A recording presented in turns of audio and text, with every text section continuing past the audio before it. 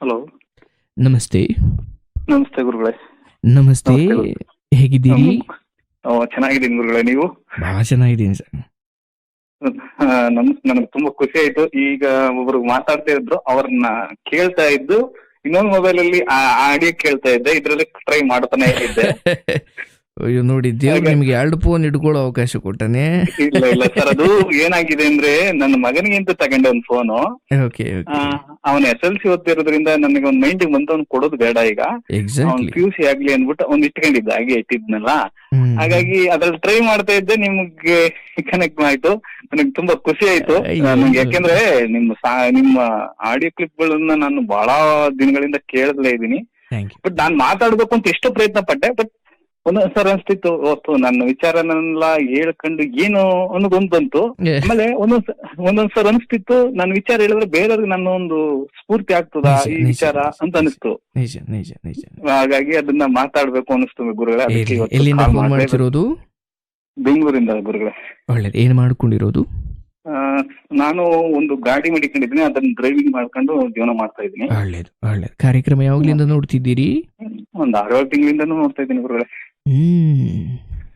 6-7 ತಿಂಗಳಿಂದ ನೋಡ್ತಾ ಇದ್ದೀನಿ. ಬಟ್ ನಿಮ್ದು ನೋಟಿಫಿಕೇಶನ್ ನೀವು ಸ್ಟಾರ್ಟ್ ಮಾಡಿದಾಗೆಲ್ಲ ನಾನು ಪ್ರತಿಯೊಂದು ನೋಟಿಫಿಕೇಶನ್ ಬರುತ್ತೆ ಯೂಟ್ಯೂಬ್ ಅಲ್ಲಿ. ಕೇಳ್ಕೊಂಡು ಕೇಳ್ತಾ ಇರ್ತೀನಿ. ಆಡಿಯೋ ಮಾತ್ರ ಚೆನ್ನಾಗಿ ನಡ್ಸ್ಕೊಡ್ತಿರಲ್ಲ, ಅದಕ್ಕೆ ನನಗೆ ಖುಷಿ. ಮತ್ತೆ ನೀವು ಅವ್ರು ಹೇಳಿದ್ದನ್ನೆಲ್ಲ ಕೇಳಿ ನೀವು ಲಾಸ್ಟ್ ಅಲ್ಲಿ ಫೈನಲ್ ಟಚ್ ಕೊಡ್ತಿರಲ್ಲ ಸರ್, ಅದು ಇನ್ನೂ ಖುಷಿ. ಫೈನಲ್ ಟಚ್ ಸಗದಾಗಿರ್ತದೆ ಸರ್, ಅದೊಂದು ನನಗೆ ಬಹಳ ಇಷ್ಟ ಆಯ್ತು. ಅಯ್ಯೋ, ಯಾಕಂದ್ರೆ ಅವ್ರು ಹೇಳೋದನ್ನೆಲ್ಲ ನೀವು ತಾಳ್ಮೆ ಕೇಳ್ತೀರಾ, ಬಟ್ ಯಾವ್ದನ್ನು ಕೂಡ ಆ ಮಧ್ಯೆ ಮಾತಾಡಲ್ಲ. ಲಾಸ್ಟ್ ಅಲ್ಲಿ ನೀವು ಫೈನಲ್ ಟಚ್ ಕೊಡ್ತೀರಲ್ಲ, ಈಗ ಲಾಸ್ಟ್ ಕಾಲರ್ಗೂ ಅದೇ ತರ ಮಾಡ್ರಿ. ಅದೆಲ್ಲ ಕೇಳ್ತಾ ಇರ್ತೀನಿ ಗುರುಗಳೇ. ಅರೆ ನಿಮ್ ದೊಡ್ಡತನ, ನಿಮ್ಗೆ ಒಳ್ಳೇದಾಗ್ಲಿ. ಏನು ಹೇಳಕ್ ಬಂದಿದ್ದೀರಿ ಹೇಳಿ. ಏನಿಲ್ಲ ಗುರುಗಳೇ, ನನ್ನ ಹೆಸರು ಗಿರೀಶ್ ಅಂತ. ನಾನು ಮೂಲತಃ ಮಂಡ್ಯದವನು. ನಮ್ಮೂರು ಹುಡುಗಿ, ನಮ್ಮಲ್ಲೇ ಒಂದು ನಮ್ಮೂರ. ಈಗ ನಿಮ್ಗೆ ಎಷ್ಟು ವರ್ಷ? ನನಗೀಗ 40 ವರ್ಷ ಗುರುಗಳೇ. 40 ವರ್ಷ. 40. ನನ್ನ ಮಗ 17 ವರ್ಷ ನಡೀತಾ ಇದೆ. ಈಗ SLC ಓದ್ತಾ ಇದ್ದಾನೆ. ನಾವು ಬೆಂಗಳೂರಲ್ಲೇ ಇದ್ದೆ. ನಾನು ಊರಿಗೆ ಹೋಗ್ತಾ ಬರ್ತಾ ನನಗೆ ಒಂದು ನಮ್ಮ ಪಕ್ಕದ ಹುಡುಗಿ ಮೇಲೆ ಒಂದು ಲವ್ ಆಗಿ ಮದುವೆನೂ ಆದೆ. 2006 ಎಷ್ಟು ವರ್ಷದ ಹಿಂದಿನ ಕತೆ ಇದು? ಅಂದ್ರೆ 2006 ಮದುವೆ ಆದೆ. 2006 ಮದುವೆ ಆದೆ. 13 ವರ್ಷ ಜೀವನನೂ ಮಾಡಿದೆ. ನನ್ನ ಮಗ 5th ಸ್ಟ್ಯಾಂಡರ್ಡ್ ಅಲ್ಲಿ ಇಲ್ಲಿ ಬೆಂಗಳೂರಲ್ಲಿ VSS ಇಂಟರ್ನ್ಯಾಷನಲ್ ಪಬ್ಲಿಕ್ ಸ್ಕೂಲ್ ಅಂದ್ಬಿಟ್ಟು ಒಂದು ಸ್ಕೂಲ್ ಇದೆ. ಅದು ಸೋಮಣ್ಣವ್ರದ್ದು, ಶಾಸಕ ಸೋಮಣ್ಣವ್ರ ಸ್ಕೂಲ್ ಅಲ್ಲಿ ಓದ್ತಿದ್ದ ನನ್ನ ಮಗ. ಅವ್ರಿಗೂ ನನಗೂ ಒಂದು ಸಣ್ಣ ವಿಚಾರದಲ್ಲಿ ನಾನು ಒಂದು ಡ್ರಿಂಕ್ಸ್ ಮಾಡ್ತಿರ್ಲಿಲ್ಲ, ನಂದು ಯಾವುದೇ ಹ್ಯಾಬಿಟ್ಸ್ ಇಲ್ಲ. ಬಟ್ ನನ್ನ ಕೆಲಸ ಏನಂತಂದ್ರೆ ಸರ್, ಬೆಳಗಿನ ಜಾವ 4 ಗಂಟೆಗೆ ಎದ್ದು ಹೋದ್ರೆ ನಾನು ಬರ್ತಿದ್ದೆ 7 ಗಂಟೆ ಡ್ರೈವಿಂಗ್ ಡಿಪಾರ್ಟ್ಮೆಂಟ್ ಅಲ್ಲಿ. ಬಂದು ಮನೆಗೆ ಸೇರ್ತು ಅಂದ್ರೆ ನಾನು ಪುನಃ ಮನೆಯಿಂದ ಹೊರಗಡೆ ಬರ್ತಿದ್ದೆ ನನ್ನ ಡ್ಯೂಟಿಗೆ ಅಂತ. ಬಟ್ ಎಲ್ಲ ಹಂಗೆ ಮತ್ತೆ ಸಾಮಾನ್ ತರೋದೆಲ್ಲ ಅವ್ರದ್ದೇ. ಯಾಕಂದ್ರೆ ನಾನು ನನ್ನ ಹೆಂಡತಿ ಇದು. ನಾನು ನಿದ್ಗೆಟ್ಟಿರ್ತೀನಲ್ಲ ಗುರುಗಳೇ, ನನ್ ಸದ್ಯ ಊಟ ಕೊಟ್ಟು ಮಲಗ್ಬಿಟ್ರೆ ಸಾಕು, ಅಷ್ಟು ನಿದ್ದೆ. ಯಾಕಂದ್ರೆ ಬೆಳಗಿನ ಜಾವ 4 ಗಂಟೆಗೆ ಎದ್ದೊಳೋದ್ರಿಂದ ಸಿಕ್ಕಾಪಟ್ಟೆ ನಿದ್ದೆ ಆಗ್ತಿತ್ತು. ಹಾಗಾಗಿ ಚೆನ್ನಾಗಿ ನಡೀತು, ಅದ್ದೂರಿಯಾಗಿತ್ತು ಜೀವನ. 13 ವರ್ಷ ಮಾತ್ರ ನನ್ನ ಲೈಫ್ ಸಿಕ್ಕಾಪಟ್ಟೆ ಎಂಜಾಯ್ ಮಾಡೋದು ಗುರುಗಳು. ಆದ್ರೆ ಅವರ ಚಿಕ್ಕಪ್ಪನ ಮಗ ಕಿರಣ್ ಅಂತ ಒಬ್ಬ ವ್ಯಕ್ತಿ ಬರ್ತಾನೆ ನಮ್ಮ ಮನೆಗೆ. ಅವನು ಅಲ್ಲಿಂದ ಸ್ಟಾರ್ಟ್ ಆಗುತ್ತೆ. ಮಾತಾಡ್ತಿದ್ದೀರಿ, ಸೊ ಹೆಸರು ಹೇಳ್ಬೇಕಾದ್ರೆ ಇಲ್ಲ ಗುರುಗಳೇ, ಇದು ನಾನು ಯಾತಕ್ಕೆ ಈ ಪದಗಳನ್ನ ನಾನು ಯಾಕೆ ಅವ್ರ ಹೆಸರನ್ನ ಮೆನ್ಷನ್ ಮಾಡ್ತೀನಿ ಅಂತಂದ್ರೆ, ಅದು ಜನಗಳಿಗೆ ಈಗ ನನ್ನಂಗೆನೆ ನನ್ನ ಊರ ಅಕ್ಕಪಕ್ಕದವ್ರು ಕೇಳಿದಾಗ ಅವರ ಯೋಗ್ಯತೆಗಳು ಗೊತ್ತಾಗ್ಬೇಕಲ್ಲ ಗುರುಗಳೇ. ಹಾಗಾಗಿ ನಾನು ಇಲ್ಲ, ಯಾಕೆಂದ್ರೆ ಅದು ಈಗ ಅಲ್ಲಿ 7 ವರ್ಷ ನಡೆದೋಗಿದೆ. ನನಗೆ ನನ್ನ ಜೀವನದಲ್ಲಿ ನಡೆದಗಟ್ಟು 7 ವರ್ಷ ನಡೆದೋಗಿದೆ. ಕಿರಣ ಅಂತ ಒಬ್ಬ ಬರ್ತಾನೆ, ಅವನು ರಾಜರಾಜೇಶ್ವರಿ ಯಾರು ಈ ನಾನ್ ಮದುವೆ ಆಗಿದ್ದೀನಲ್ಲ ಅವರ ಚಿಕ್ಕಪ್ಪನ ಮಗ. ಬಟ್ ಅವನಿಗೂ ನಮ್ಗೂ 13 ವರ್ಷ ನಮ್ಗೆ ಅವ್ರಿಗೆ ಯಾವ್ದೇ ಕಾಂಟ್ಯಾಕ್ಟ್ ಇಲ್ಲ. ನಂದು ಲವ್ ಮ್ಯಾರೇಜ್, ನಾನೇ ಕರ್ಕೊಂಡ್ಬಂದು ಮದುವೆ ಮಾಡ್ಕೊಂಡಿರ್ತೀನಿ. ಅವ್ರು ನನ್ನ ಮನೆಗೆ ಬಂದಾಗ ಒಂದು ನೈಟಿ ಅಷ್ಟೇ ಅವ್ರು ಹಾಕೊಂಡಿದ್ದು. ಬರ್ತೀನಿ, ನಮ್ ಸೋದರ ದತ್ತೆ, ಪಾಪ ನನಗೆ 7ನೇ ತಾಯಿ ನಮ್ ಸೋದರ ದತ್ತೆ. ಅವ್ರು ನಿಂತಿ ನನಗೆ ಮದುವೆ ಮಾಡ್ತಾರೆ. ನಾವು ಮದುವೆ ಮಾಡಿದಾಗ ಬೆಂಗಳೂರು ಕರ್ಕೊಂಡ್ ಬರ್ತೀನಿ. ಅದು ದೂರಾಗಿತ್ತು ಗುರುಗಳೇ, ಜೀವನ ಮಾತ್ರ ಬೊಂಬಾಟಾಗಿತ್ತು. 13 ವರ್ಷ ಜೀವನ ಯಾವ ತರ ಲೀಡ್ ಮಾಡ್ದು ಅಂತಂದ್ರೆ, ಅವಳು ಖುಷಿಯಾಗಿದ್ಲು, ನಾನು ಖುಷಿಯಾಗಿದ್ದೆ. ಬಟ್ ನನ್ನ ಮಗ 2007 ಹುಡ್ತಾನೆ. 2007 ಹುಟ್ಟಿದಾಗ್ಲೂ ಕೂಡ ನನ್ನ ಮಗನೂ ಕೂಡ ಅಷ್ಟೇ ಮುದ್ದಾಗಿದ್ದ, ಅಷ್ಟೇ ಚೆನ್ನಾಗಿದ್ದ. ಎಲ್ಲ ಚೆನ್ನಾಗಿ ನಡ್ಕೋಗ್ತಾ ಇರ್ಬೇಕಾದ್ರೆ ಈ ವ್ಯಕ್ತಿ ನಮ್ಮ ಮನೆಗೆ ಪ್ರವೇಶ ಮಾಡ್ತಾನೆ. ಅದು ಯಾವ ರೀತಿ ಪ್ರವೇಶ ಮಾಡ್ತಾನೆ ಅಂತಂದ್ರೆ, ರಾಜರಾಜೇಶ್ವರಿ ಹಾಸ್ಪಿಟಲ್ ಅಲ್ಲಿ ವಿಷ ಕುಡ್ದು ಮಲಗಿರ್ತಾನೆ. ಇವರ ರಿಲೇಷನ್ ಈ ಕಿರಣ ಅನ್ನೋನು. ಓಕೆ, ಏನ್ ಕಾರಣ ಸರ್? ಒಂದು ರೌಡಿಸಮ್ ಮತ್ತೆ ಈ ಬೆಡ್ಡಿಂಗ್, ಆ ರೌಡಿಸಮ್ ಬೆಡ್ಡಿಂಗ್ ಅಲ್ಲಿ. ಬಟ್ ನನಗೆ ಗೊತ್ತಿಲ್ಲ ಇವನ ಕ್ಯಾರೆಕ್ಟರ್ ಬಗ್ಗೆ ಗೊತ್ತಿಲ್ಲ, ಬಟ್ ಅವನ ಬ್ಯಾಕ್ ಗ್ರೌಂಡ್ ಗೊತ್ತಿಲ್ಲ ನನಗೆ. ಯಾಕೆ ಅಂತಂದ್ರೆ ಅವ್ರು ಯಾರು ಟಚ್ ಅಲ್ಲಿ ಇಲ್ಲ. ನಾನು ಲವ್ ಮಾಡಿ ಕರ್ಕ ಬಂದಿರೋದ್ರಿಂದ ಅವ್ರು ಯಾರು ಟಚ್ ಅಲ್ಲಿ ಇದ್ದಿರಲಿಲ್ಲ. ಇವನು ವಿಷ ಕುಡ್ದು ಮಲಗಿದಾನೆ ಅಂತ ನನ್ನ ಹೆಂಡತಿಗೆ ಹೇಗೋ ಗೊತ್ತಾಗಿದೆ. ಈಗ ನಮ್ ಚಿಕ್ಕಪ್ಪನ ಮಗ ವಿಷ ಕುಡ್ದು ಮಲಗಿದಾನೆ ಅಂತ ಹೋಗಿ ನೋಡ್ಬೇಕು ಅಂತ ಅಂದ್ರು. ನಾನಂತೆ ಈಗ ಯಾರು ಇಲ್ಲ ಅವ್ರ ಕಲೆಯಲ್ಲಿ ಯಾರು ಮೆಂಟಸ್ತಾನ ಮಾಡ್ತಾ ಇಲ್ಲ ಅಂದಾಗ, ಆಯ್ತಮ್ಮ ಹೋಗಿ ನೋಡ್ಕೊಬರೋಣ ಬಿಡ. ನಾನಿರೋದು ಇಲ್ಲೇ ಮರಿಯಪ್ಪನ ಪಾಳ್ಯ. ಆ ರಾಜರಾಜೇಶ್ವರಿ ಹಾಸ್ಪಿಟಲ್ ಏನ್ ಎಷ್ಟು ಕಿಲೋಮೀಟರ್ ಇದೆ? 4 ಕಿಲೋಮೀಟರ್ ಇದೆ. ಹೋಗೋಣ ಅಂದ್ಬಿಟ್ಟು ನನ್ನ ಕಾರಲ್ಲಿ ಕರ್ಕೋದೆ ಗುರುಗಳೇ. ಕರ್ಕೋಗಿ ನಾನು ಪಾರ್ಕ್ ಮಾಡಿದೀನಿ. ಗಾಡಿನ 100% ಪಾರ್ಕ್ ಮಾಡಿ ಟೀಚ್ ಬರೋದಕ್ಕೆ. ಬಟ್ ಇವ್ರಿಗೆ ಅವರ ಚಿಕ್ಕಪ್ಪನ ಮಕ್ಕಳ ಮೊಕ್ಕದ ಪರಿಚಯ ಇಲ್ಲ ಅವಳಿಗೆ. ಅಂದ್ರೆ ಅಷ್ಟೊಂದು 15 ವರ್ಷ ಆಗಿತ್ತಲ್ಲ, ಎಲ್ಲರ ಮೊಕ್ಕನು ಕೂಡ ಮರ್ತ್ಬಿಟ್ಟಿದ್ಲು. ಆಮೇಲೆ ನಾವು ಹುಡಿಕೊಂಡು ಹೋದೋ. ಐಸ್ ವಾರ್ಡ್ ನಲ್ಲಿ ಇದ್ದ. ಆಮೇಲೆ ಅವ್ರ ಚಿಕ್ಕಪ್ಪನ ಮಗ ಇನ್ನೊಬ್ಬ ಕಿರಿಯವನಿದ್ದಾನೆ, ಅರುಣ ಅಂದ್ಬಿಟ್ಟು. ನೋಡಿ ಇವನೇ ನಿಮ್ ತಮ್ಮ ಅಂತಂದೆ. ಆ ಹುಡುಗ ಇವನನ್ನ ಪರಿಚಯ ಅಂದ್ರೆ ಇವಳನ್ನ ಗುರ್ತಿಡ್ದ. ಓ ಅಕ್ಕ ಈಗ ಬಂದ ಅಂತ. ಆಗ ಆಗ ನಾನು ಹೋಗಿ ಮಾತಾಡ್ಸ್ಕೊ ಬಂದೆ. ಎಲ್ಲ ಆಯ್ತು ಗುರುಗಳೇ. ಅವತ್ ನಾನು ಬಂದ್ಬಿಟ್ಟೆ. ನನ್ನ ಹೆಂಡತಿನ ನಾನು ಕರ್ಕೊಂಡು ನನ್ನ ಮನೆಗ್ ಬಂದೆ. ಕರ್ಕ ಬಂದ್ಮೇಲೆ ಏನಾಯ್ತು, ನಾನು ಗಾಡಿ ಪಾರ್ಕ್ ಇಂದ ಪುನಃ ನಾನು ಬೇಸ್ಮೆಂಟ್ ಇಂದ ಮೇಕ್ ತರೋದಕ್ಕೆ ಅವ್ರ ಮೊಬೈಲ್ ನಂಬರ್ನ ಎಕ್ಸ್ಚೇಂಜ್ ಮಾಡ್ಕೊಂಡಿದ್ದಾರೆ. ಅಲ್ಲಿ ಗಂಟ ಕಾಂಟ್ಯಾಕ್ಟ್ ಇಲ್ಲ ಅವ್ರಿಗೆ. ಮೊಬೈಲ್ ನಂಬರ್ ಎಕ್ಸ್ಚೇಂಜ್ ಮಾಡ್ಕೊಂಡ್ಮೇಲೆ ನಾನು ಈಚೆಗೆ ಬಂದೆ. ಆಗ ನಾನು ಬರ್ಬೇಕಾದ್ರೆ ಕರ್ಕ ಬಂದೆ. ನಾನು ಆಗೇನು ಎಲ್ಲ ಊಟ ಮಾಡ್ಕೊಂಡು ಮಲಗ್ದು. ಪುನಃ ನಾನು ಬೆಳಿಗ್ಗೆ ನಮ್ಮಲ್ಲಿ ನನ್ ಕೆಲಸ ಇದೆಯಲ್ಲ ಗಾಯಕ, ಆ ಕೆಲ್ಸಕ್ಕೆ ನಾನು ಹೊರಟೆ. ಇವರು 7:30 8 ಗಂಟೆಗೆ ನನ್ ಕಾಲ್ ಮಾಡ್ತಾರೆ ನಮ್ಮ ಮನೆಯವರು. ಹೀಗೆ ಅರುಣ ಫೋನ್ ಮಾಡಿದ್ದ, ಆಸ್ಪತ್ರೆ ಹತ್ರ ಹೋಗ್ಬೇಕಂತ, ಅವ್ರ ಕೆಲ್ಸಕ್ಕೆ ಹೋಗ್ಬೇಕಂತ ಇದ್ದು, ಸಾಯಂಕಾಲ ಗಂಟೆ ಬರ್ತೀನಿ ಅಂತಂದ್ರು. ಆಯ್ತು ಹೋಗಮ್ಮ ಅಂತಂದೆ. ಆಯ್ತು ನಾನು ಹೋಗಮ್ಮ ಬಾರಮ್ಮ ಅಂತಲೇ ಮಾತಾಡ್ಸ್ತಿದ್ದೆ. ಆಯ್ತು ಹೋಗಮ್ಮ ಅಂತಂದೆ. ನನ್ ಕೆಲ್ಸ ಎಲ್ಲ ಮುಗಿತು ಗೋರ್ಗಳೇ. ನಾನು ಕೂಡ ಹೋಗಿ ಅವಳನ್ನ ಕರ್ಕ ಬಂದೆ ಕಾರಲ್ಲಿ. ಕರ್ಕ ಬಂದು ಇದು ಒಂದ್ 3-4 ದಿನ ಇದೇ ತರ ನಡೀತು. ಒಂದು ದಿನ ನಾನ್ ಕರ್ಕ ಬರೋಣ ಅಂತ ಹೋದಾಗ ಅವ್ನ್ ನೋಡ್ಕೊ ಬರೋಣ ಅಂದ್ಬಿಟ್ಟು ಒಳಗಡೆ ಹೋದೆ. ಇವಳು ನಾನು ಜೊತೆ ಇಬ್ರು ಹೋದ, ನಾನು ನಮ್ಮ ಮಿಸ್ಸಸ್. ಆಗ ಅವನಂತಾನೆ, ಬಾವ ಯಾರ್ಯಾರು ಇದೀರ ಮನೇಲಿ ಅಂತಾನೆ. ನಾನಂದ್ರೆ ನಾನು ಮತ್ತೆ ನಿಮ್ಮ ಅಕ್ಕ ಮತ್ತೆ ನನ್ನ ಮಗ, ಇನ್ಯಾರು ಇಲ್ಲಪ್ಪ ಅಂತಂತಾನೆ. ಇವನ್ ಕ್ಯಾರೆಕ್ಟರ್ ಹೇಗೆ ಅಂತಂದ್ರೆ, ಊರಲ್ಲಿ ಹೋದ್ರು ಬೈತಾರೆ. ಇನ್ನೊಬ್ಬ ಅಕ್ಕ ಅಂತ ಇದ್ದಾರೆ, ಅಂದ್ರೆ ಅವ್ರ ದೂರ ರಿಲೇಷನ್, ಅವ್ರ ಮನೇಲಿ ಇದ್ದು. ಅವ್ರನ್ನ ಸಂಸಾರನ ಹೊಡಿತಾನೆ ಅನ್ನೋದು ಗೊತ್ತಾಗಿ ಅವ್ರು ಓಡಿಸ್ಬಿಟ್ಟಿದ್ರು. ಅಲ್ಗ್ ಹೋಗಕ್ಕೂ ಆಗಲ್ಲ. ಇನ್ನೊಬ್ರು ಬೇರೆ ಫ್ಯಾಮಿಲಿ, ಇವನ್ ಇದ್ನಲ್ಲಿ ಇನ್ನೊಂದ್ ಮನೇಲಿ ಇದ್ದ. ನಮ್ಮನೆ ಬರಕ್ ಬದ್ಲಿ ಬೇರೆ ಮನೆ ಇದ್ದಿದ್ದು.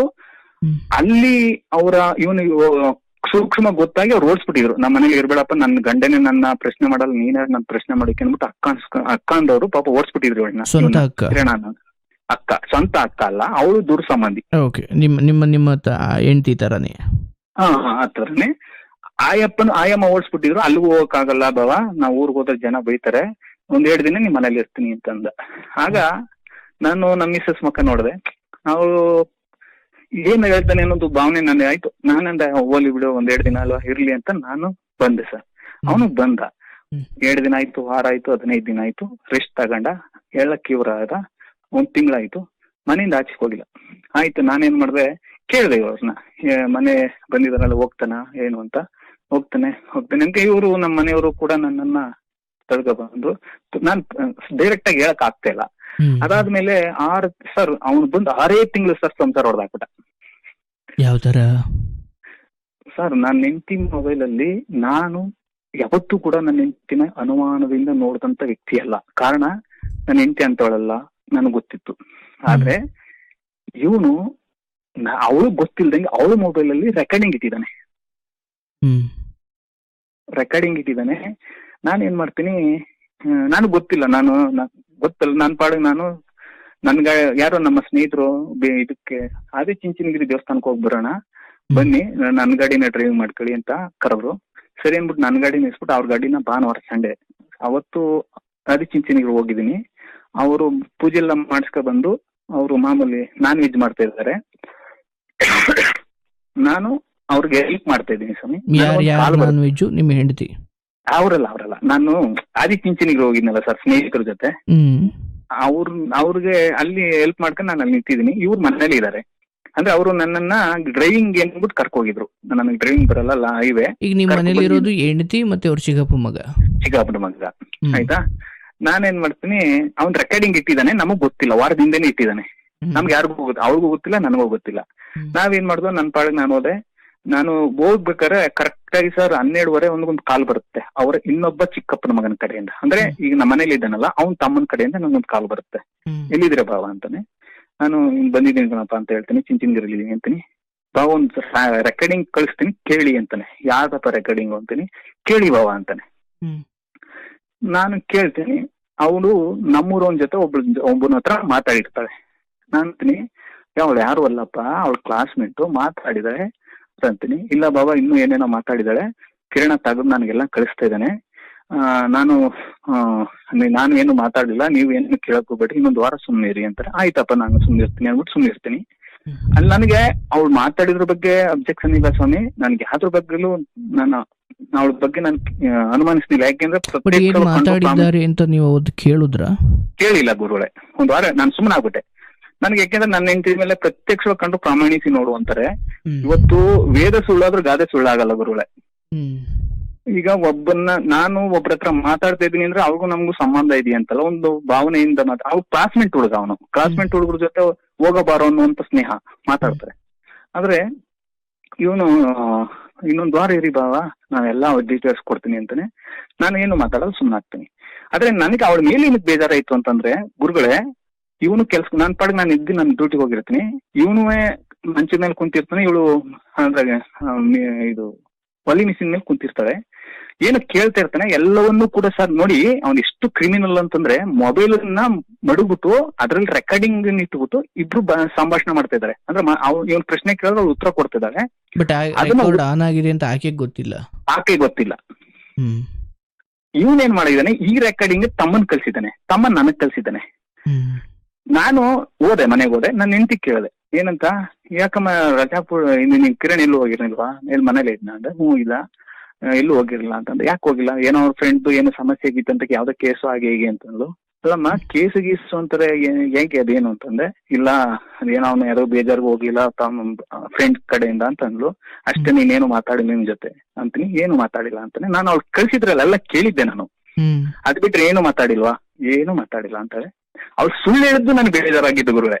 ಆ ಸುಳ್ಳು ಹೇಳಿ ಅದನ್ನು ಜೀರ್ಣಿಸ್ಕೊಳ್ತೀನಿ ನಾನು. ಆದ್ರೆ ಏನು ಮಾತಾಡಿಲ್ಲ ಅನ್ಬಿಟ್ಟು ಅವ್ಳು ಕುಂತಿದ್ದವಳ ಜಾಗಕ್ಕೆ ಅಡಿಗೆ ಇದು ದೇವ್ರ ಮನೆಯಿಂದ ಒಂದು ಫೋಟೋ ತಂದು ಕೊಡ್ತೀನಿ, ಇದು ಮುಟ್ಟು ನೀ ಸತ್ಯ ಮಾಡು, ನೀನ್ ಏನು ಮಾತಾಡಿಲ್ವಾ ಅಂತ.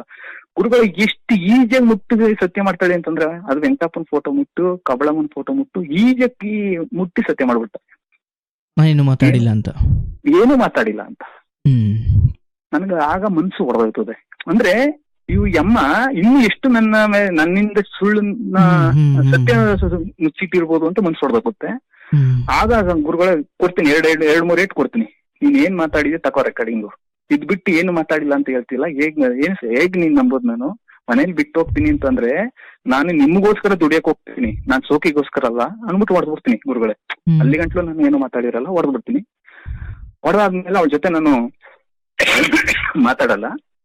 ಅದಾದ್ಮೇಲೆ ಅವರ ಚಿಕ್ಕಪ್ಪ ಅಂದ್ರೆ ಕಿರಣ್ ಅವ್ರ ಅಪ್ಪನ್ ಕರೆಸ್ತಾರೆ. ಅವ್ರೇ ಇನ್ಯಾರು ಕರ್ಸಲ್ಲ. ಅವನು ಏನ್ ಮಗ ಯಾಕಿಂಗ್ ಮಾಡ್ಕೊಂಡಿದ್ರೆ ಹಾಗೆ ಹೀಗೆ ಅಂತವೆ, ಹಿಂಗಾಗಿದೆ ಅಂತಾರೆ. ಯಾರು ಅವ್ರಿಗೆ ಯಾರೋ ಕಿರಣ ಅನ್ನೋನೇ ಕರೆಸ್ತಾನೆ. ನೀವು ಅವನೇನು ಕೇಳಲ್ವಾ? ನಾನು ಅವನು ಏನು ಕೇಳಲ್ಲ. ಯಾಕೆ ಕೇಳಲ್ಲ ಗೊತ್ತಾ? ಅವನು ನಾನು ಅಂತೀನಿ ಬಾವ ಹಿಂಗ್ ಮಾಡ್ತಾ ಇದ್ದಾಳೆ ಅಂತ ಅವನ ತಮ್ಮ ಹೇಳಿರ್ತಾನಲ್ಲ, ನಾನು ಅವ್ನ್ ಕೇಳ್ತೀನಿ ಹಿಂಗ್ ಮಾಡೋಳಲ್ಲ ಸರಿ ನಿಮ್ ಅಕ್ಕನ ಅಂತಂದಾಗ ಅವನು ಬೋದಿರ್ತೀನಿ, ಇವಳನ್ನು ಬೋದಿರ್ತೀನಿ. ಆದ್ರೆ ನಾನು ಅವನಪ್ಪನ ಅವನು ಮಾತಾಡ್ಸಕ್ ಹೋಗಲ್ಲ, ಇವಳು ಮಾತಾಡ್ಸಕ್ ಹೋಗಲ್ಲ. ನನ್ನ ಪರವಾಗಿ ನಾನು ಇರ್ತೀನಿ. ಆಗಿದೆ ಅಂತ ಗೊತ್ತಿತ್ತು ನಿಮ್ಗೆ? ನನಗ್ ಗೊತ್ತು, 100% ಗೊತ್ತು. ಅವಳಿಗೂ ಗೊತ್ತು, ನಾನು ಮದುವೆ ಆಗಿದ್ದಂತ ವ್ಯಕ್ತಿಗೂ ಗೊತ್ತು, ಬಟ್ ಅವನಿಗೂ ಗೊತ್ತು, ಎಲ್ಲರಿಗೂ ಟೋಟಲ್ ಗೊತ್ತು. ಅವನೇ ಅಂತಾನೆ ನಾನೇ ರೆಕಾರ್ಡಿಂಗ್ ಇಟ್ಟಿದ್ದು ಅಂತ ಹೇಳ್ತಾನೆ, ನಾನೇ ತೆಗೆದು ಕಳ್ಸಿದ್ದು ಅಂತ ಹೇಳ್ತಾನೆ. ಯಾಕೆಂದ್ರೆ ಅವ್ರ ಚಿಕ್ಕಪ್ಪ ಬರ್ತಾನಲ್ಲ, ನಾವ್ 4 ಜನ ಕುಂತಿರ್ತೀವಿ, ಏನಾಯ್ತು ಅಂತಂದಾಗ ಎಲ್ಲವನ್ನು ವಿವರವಾಗಿ ಹೇಳಿದಾಗ, ಅಂದ್ರೆ 4 ಜನ ಕುಂತಾಗ ಹೌದಪ್ಪಾಜಿ ಹೌದಪ್ಪ ನಾನೇ ಇಟ್ಟಿದ್ದು ಅಂತ ಅವನು ಒಪ್ಕೊತಾನೆ. ಈ ಅಮ್ಮನಿಗೂ ಗೊತ್ತಿದೆ.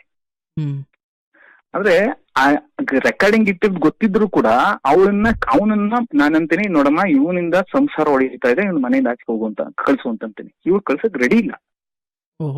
ಇಷ್ಟೆಲ್ಲ ಆದ್ರೂ ಕಳ್ಸಲ್ಲ ಗುರುಗಳೇ. ಆಯ್ತು, ಅದಾದ್ಮೇಲೆ ನಾನು ಅದನ್ನ ಮರಿತೀನಿ ಗುರುಗಳೇ, ನಾನು ಅದನ್ನ ಬಿಟ್ಟಾಕ್ತೀನಿ ಅಲ್ಲಿಗೆ. ಅಂದ್ರೆ ಅದನ್ನ ಕೆಣಿಕಂದು ಕೆರೆದು ದೊಡ್ಡ ಗಾಯ ಮಾಡ್ಕೋದ್ ಬೇಡ, ಸಂಸಾರ ಚಿಂದಂಗಿರೋದನ್ನ ಅದನ್ನ ರಾದಂತ ಮಾಡ್ಕೋದ್ ಬೇಡ, ಅವಳ ಮೇಲೆ ಅನುಮಾನ ಪಡೋದು ಬೇಡ. ಯಾಕೆಂದ್ರೆ ಅನುಮಾನ ಅದು ತಲೆಗೆ ಒಂದ್ಸಲ ಹೋಗತ್ತು ಅಂತಂದ್ರೆ ನಾವು ಸಾಯಿ ಗಂಟೆ ಹೋಗಲ್ಲ. ಏನೋ ಮಾತಾಡಿರ್ಬೋದು, ಇಲ್ಲ ಅಂತ ನಾನು ಹೇಳಲ್ಲ, ಅದನ್ನ ನಾವು ತಪ್ಪಾಗಿ ಅರ್ಥ ಮಾಡ್ಕೋದ್ ಬೇಡ ಅಂತ ಅಲ್ಲಿ ಬಿಟ್ಟಾಕ್ತೀನಿ. ಅದಾದ 2 ತಿಂಗಳು ಸಂಸಾರ ಚೆನ್ನಾಗಿ ಇರುತ್ತೆ. ಆಗ ಒಂದು ಸಣ್ಣದಾಗಿ ಅವಳು ನನ್ನ ಬಗ್ಗೆ ಒಂದು ಕೆಟ್ಟದಾಗ ಮಾತಾಡ್ತಾಳೆ. ಏನಂದ್ರೆ ನಿನ್ ಜೊತೆ ಅದಾದ 3 ಜೊತೆ ಮಾತಾಡೋದಲ್ದೇನೆ ಅವರ ರಿಲೇಷನ್ ಜೊತೆಲೂ ಹೇಳಿರ್ತಾಳೆ. ಏನಂತ, ನನ್ನ ಹೆಸರನ್ನ ಗಿರಿ ಅಂತ ಕರೀತಿದ್ಲು. ನಮ್ ಗಿರಿ ಜೊತೆ ಫೋನಲ್ಲಿ ಮಾತಾಡ್ತೀನಿ, ಮುಖ ನೋಡು ಕಸೆ ಅಂತ 2-3 ಜನಗಳಿಗೆ ಹೇಳ್ಬಿಟ್ಟಿರ್ತಾರೆ. ಅವ್ರು ನನ್ನ ಹತ್ರ ಮಾತಂದ್ರು. ಅದನ್ನ ನಾನು ಪ್ರಶ್ನೆ ಮಾಡ್ತೀನಿ, ಏನು ಆ ಮಾತು ಯಾಕೆ ಬತ್ತು? 13 ವರ್ಷ ಸಂಸಾರ ಮಾಡಿದೆ, ಹಾಗೆ ಇಲ್ದಿರೋ ಅಸಹ್ಯ ಈಗ ಯಾಕೆ ಬತ್ತು ಅಂತ ನಾನು ಪ್ರಶ್ನೆ ಮಾಡ್ತೀನಿ. ಗುರುಗಳೇ, ನಾನು ಪ್ರಶ್ನೆ ಮಾಡಿ ಅವಳನ್ನ ಒಡೆಯೋದೇ ಬರಲಿ ಇನ್ನೊಂದು ಮಾಡಕ್ ಹೋಗಲ್ಲ. ಅಲ್ಲಿಗೆ ನಾನು ಸೈಲೆಂಟ್ ಆಗ್ಬಿಡ್ತೀನಿ. ಆ ಸವಸನು ಬೇಡ, ನನ್ ಕೆಲ್ಸ ಆಯ್ತು ನಾನಾಯ್ತು ಅಂತ ಸೈಲೆಂಟ್ ಆಗ್ತೀನಿ. ನನ್ ಜೊತೆ ಅವಳು 15 ದಿನ ಒಂದೇ ಹಾಸಿಗೆಲ್ ಮನಿಗ್ತಾಳೆ, ನಾನು ಮುಟ್ಟಕ್ ಹೋಗಿರಲ್ಲ ಗುರುಗಳೇ. ಇದನ್ನ ಯಾತಕ್ಕೆ ಕೇಳ್ತಾ ಇದೀನಿ ಅಂದ್ರೆ, ಇದನ್ನ ಅವಳು ನ್ಯಾಯದಲ್ಲಿ ಹೇಳ್ತಾಳೆ. 15 ದಿನ ನನ್ನ ಜೊತೆಲೆ ಮಲಗ್ದಿ ನನ್ನ ಯಾತಕ್ಕೂ ನಾನು ಮುಟ್ಟನಿಲ್ಲ ಹಾಗೆ ಹೀಗೆ ಅಂತ ಹೇಳ್ತಾಳೆ. ಅದು ನಾನ್ ಮುಟ್ಟಕ್ ಹೋಗಿಲ್ಲ. ಯಾಕೆಂದ್ರೆ ನನ್ನ ಅಸಹಾಯ ಮುಖದಲ್ಲಿ ನೀನ್ ಹೆಂಗ್ ಸಂಸಾರ ಮಾಡ್ತೀನಿ ಅಂತ ಅಲ್ಲಿ ನಿಲ್ಲಿಸ್ತೀನಿ. ನಾನು ಆಮೇಲೆ ಜಗಳನೂ ಆಡಕ್ ಹೋಗಿಲ್ಲ. ನನ್ ಕೆಲಸ ಆಯ್ತು ನಾನಾಯ್ತು ಆ ತರ ಇರ್ತೀನಿ. ಗುರುಗಳು ಈಗ ಸ್ಟಾರ್ಟ್ ಆದ್ಮೇಲೆ ನನ್ನ ಮಗನ್ನ ಒಂಥರ ವಿಕಾರವಾಗಿ ನೋಡಕ್ ಸ್ಟಾರ್ಟ್ ಮಾಡ್ತಾಳೆ. ಅಂದ್ರೆ ಇವನು ಅವ್ರ ಚಿಕ್ಕಪ್ಪನ ಮಗ, ಇವಳು ಕುಂತ್ಕೊಂಡು, ನನ್ನ ಮಗ ಒಬ್ಬ ಸೈಡಲ್ಲಿ ಕುಂತಿರ್ತಾನೆ. ನನ್ನ ಮಗ ಅವನು 5ನೇ ಕ್ಲಾಸ್ ಇದ್ದಾನೆ, ಆದ್ರೂ ಬುದ್ಧಿವಂತನಲ್ವಾ, ಒಂದ್ ಸ್ವಲ್ಪ ಬುದ್ಧಿ ಇರುತ್ತಲ್ಲ ಗುರುಗಳೇ. ಇವ್ರು ಇರಕ್ಕ ಅವನ್ನ ಪೊಲೀಸ್ ಸ್ಟೇಷನ್ಗೆ ಹಾಕ್ಬಿಟ್ಟು ಚೆನ್ನಾಗಿ ರುಬ್ಬಿಸ್ಬಿಡೋಣ, ಪೊಲೀಸ್ ಬೀಟ್ನವ್ರಿಗೆ ಎಣ್ಣೆ ಕುಡಿಸ್ಬಿಟ್ಟು 7,000 ಕೈ ಕೊಟ್ಟು ಚೆನ್ನಾಗಿ ರುಬ್ಬಿಡ್ತಾರೆ, ಮಾಡ್ತೀನಿ ಇರಕ್ಕ ನಾನು ಅಂತ ಹೇಳಿರೋದನ್ನ ನನ್ನ ಮಗ ನನಗೆ ಹೇಳ್ತಾನೆ. ಅದನ್ನ ನಾನು ಪ್ರಶ್ನೆ ಮಾಡ್ತೀನಿ. ಹಿಂಗ ಅನ್ನಂತಲ್ಲ ನಿಮ್ ಚಿಕ್ಕಪ್ಪನ ಮಗ ಏನ್ ತಪ್ಪು ಮಾಡಿದ್ದೇನೆ ನಾನು ಅಂತ ಪ್ರಶ್ನೆ ಮಾಡಿದಾಗ, ಇಲ್ಲ ಅಂದೇ ಇಲ್ಲ ಅಂತ ವಾದ ಮಾಡ್ತಾಳೆ. ಈ ನನ್ನ ಮಗ ಹೇಳಿದ್ದನ್ನು ಕೂಡ ಸುಳ್ಳು ಮಾಡ್ತಾಳೆ. ಅಂದ್ರೆ ನನ್ ಮಗ ಹೇಳಿದಾನೆ ಅಂತಂದ್ರೂ ಕೂಡ ಇಲ್ಲ ಅವನ್ ಅಂದಿಲ್ಲ ಅಂತ ಸುಳ್ಳು, ನಿನ್ ಮಗ ಹೇಳ್ತಿರೋದು ಸುಳ್ಳು ಅಂತ ಮಾಡ್ತಾನೆ. ಆಗ ನನ್ನ ಮಗ ನನ್ನ ಹತ್ರ ಎಲ್ಲ ಹೇಳ್ಬಿಟ್ಟು ಅನ್ಬಿಟ್ಟು ಇವನನ್ನ ಮೂಲೆ ಗುಂಪು ಮಾಡ್ತಾಳ ನನ್ನ ಮಗನ್ನ.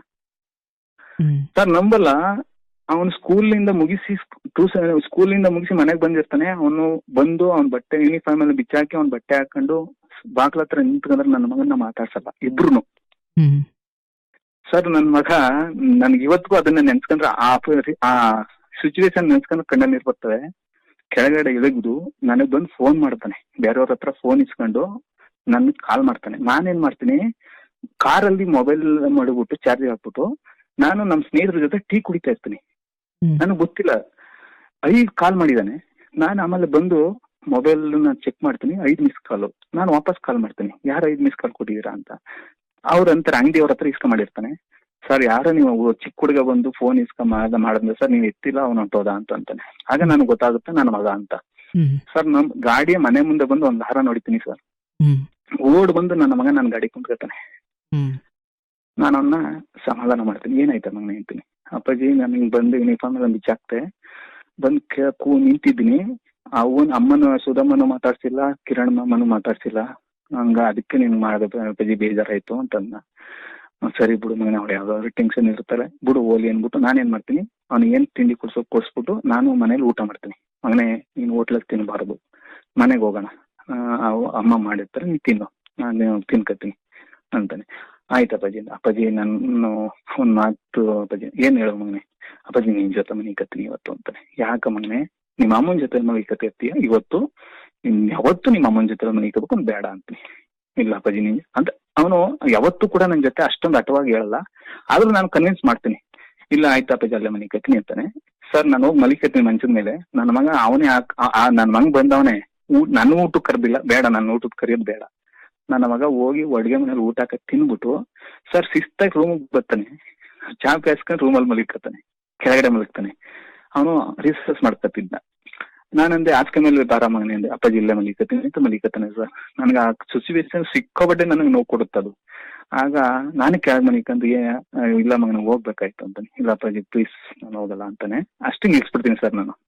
ನಿಲ್ಸಾದ್ಮೇಲೆ ಅವಳಿಗೂ ನನಗೂ ಒಂದು ಪುನಃ ಕಾಂಟ್ರವರ್ಸಿ ಸ್ಟಾರ್ಟ್ ಆಗುತ್ತೆ ಅಲ್ಲಿ.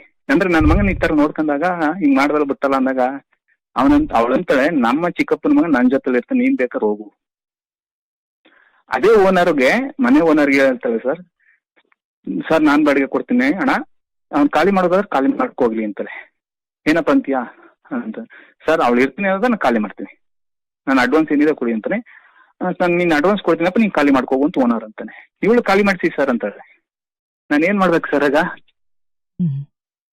ನಾನೇನ್ ಮಾಡ್ತೀನಿ, ನನ್ನ ಮಗನ್ನ ಬಟ್ಟೆ ತಕತ್ತಾನೆ, ನನ್ನ ಮಗ ಕಾರ್ಗೆಲ್ಲ ಡಿಕ್ಕಿ ತುಂಬ್ತಾನೆ, ನಾನು ನನ್ನ ಬಟ್ಟೆ ತುಂಬ್ಕತೀನಿ.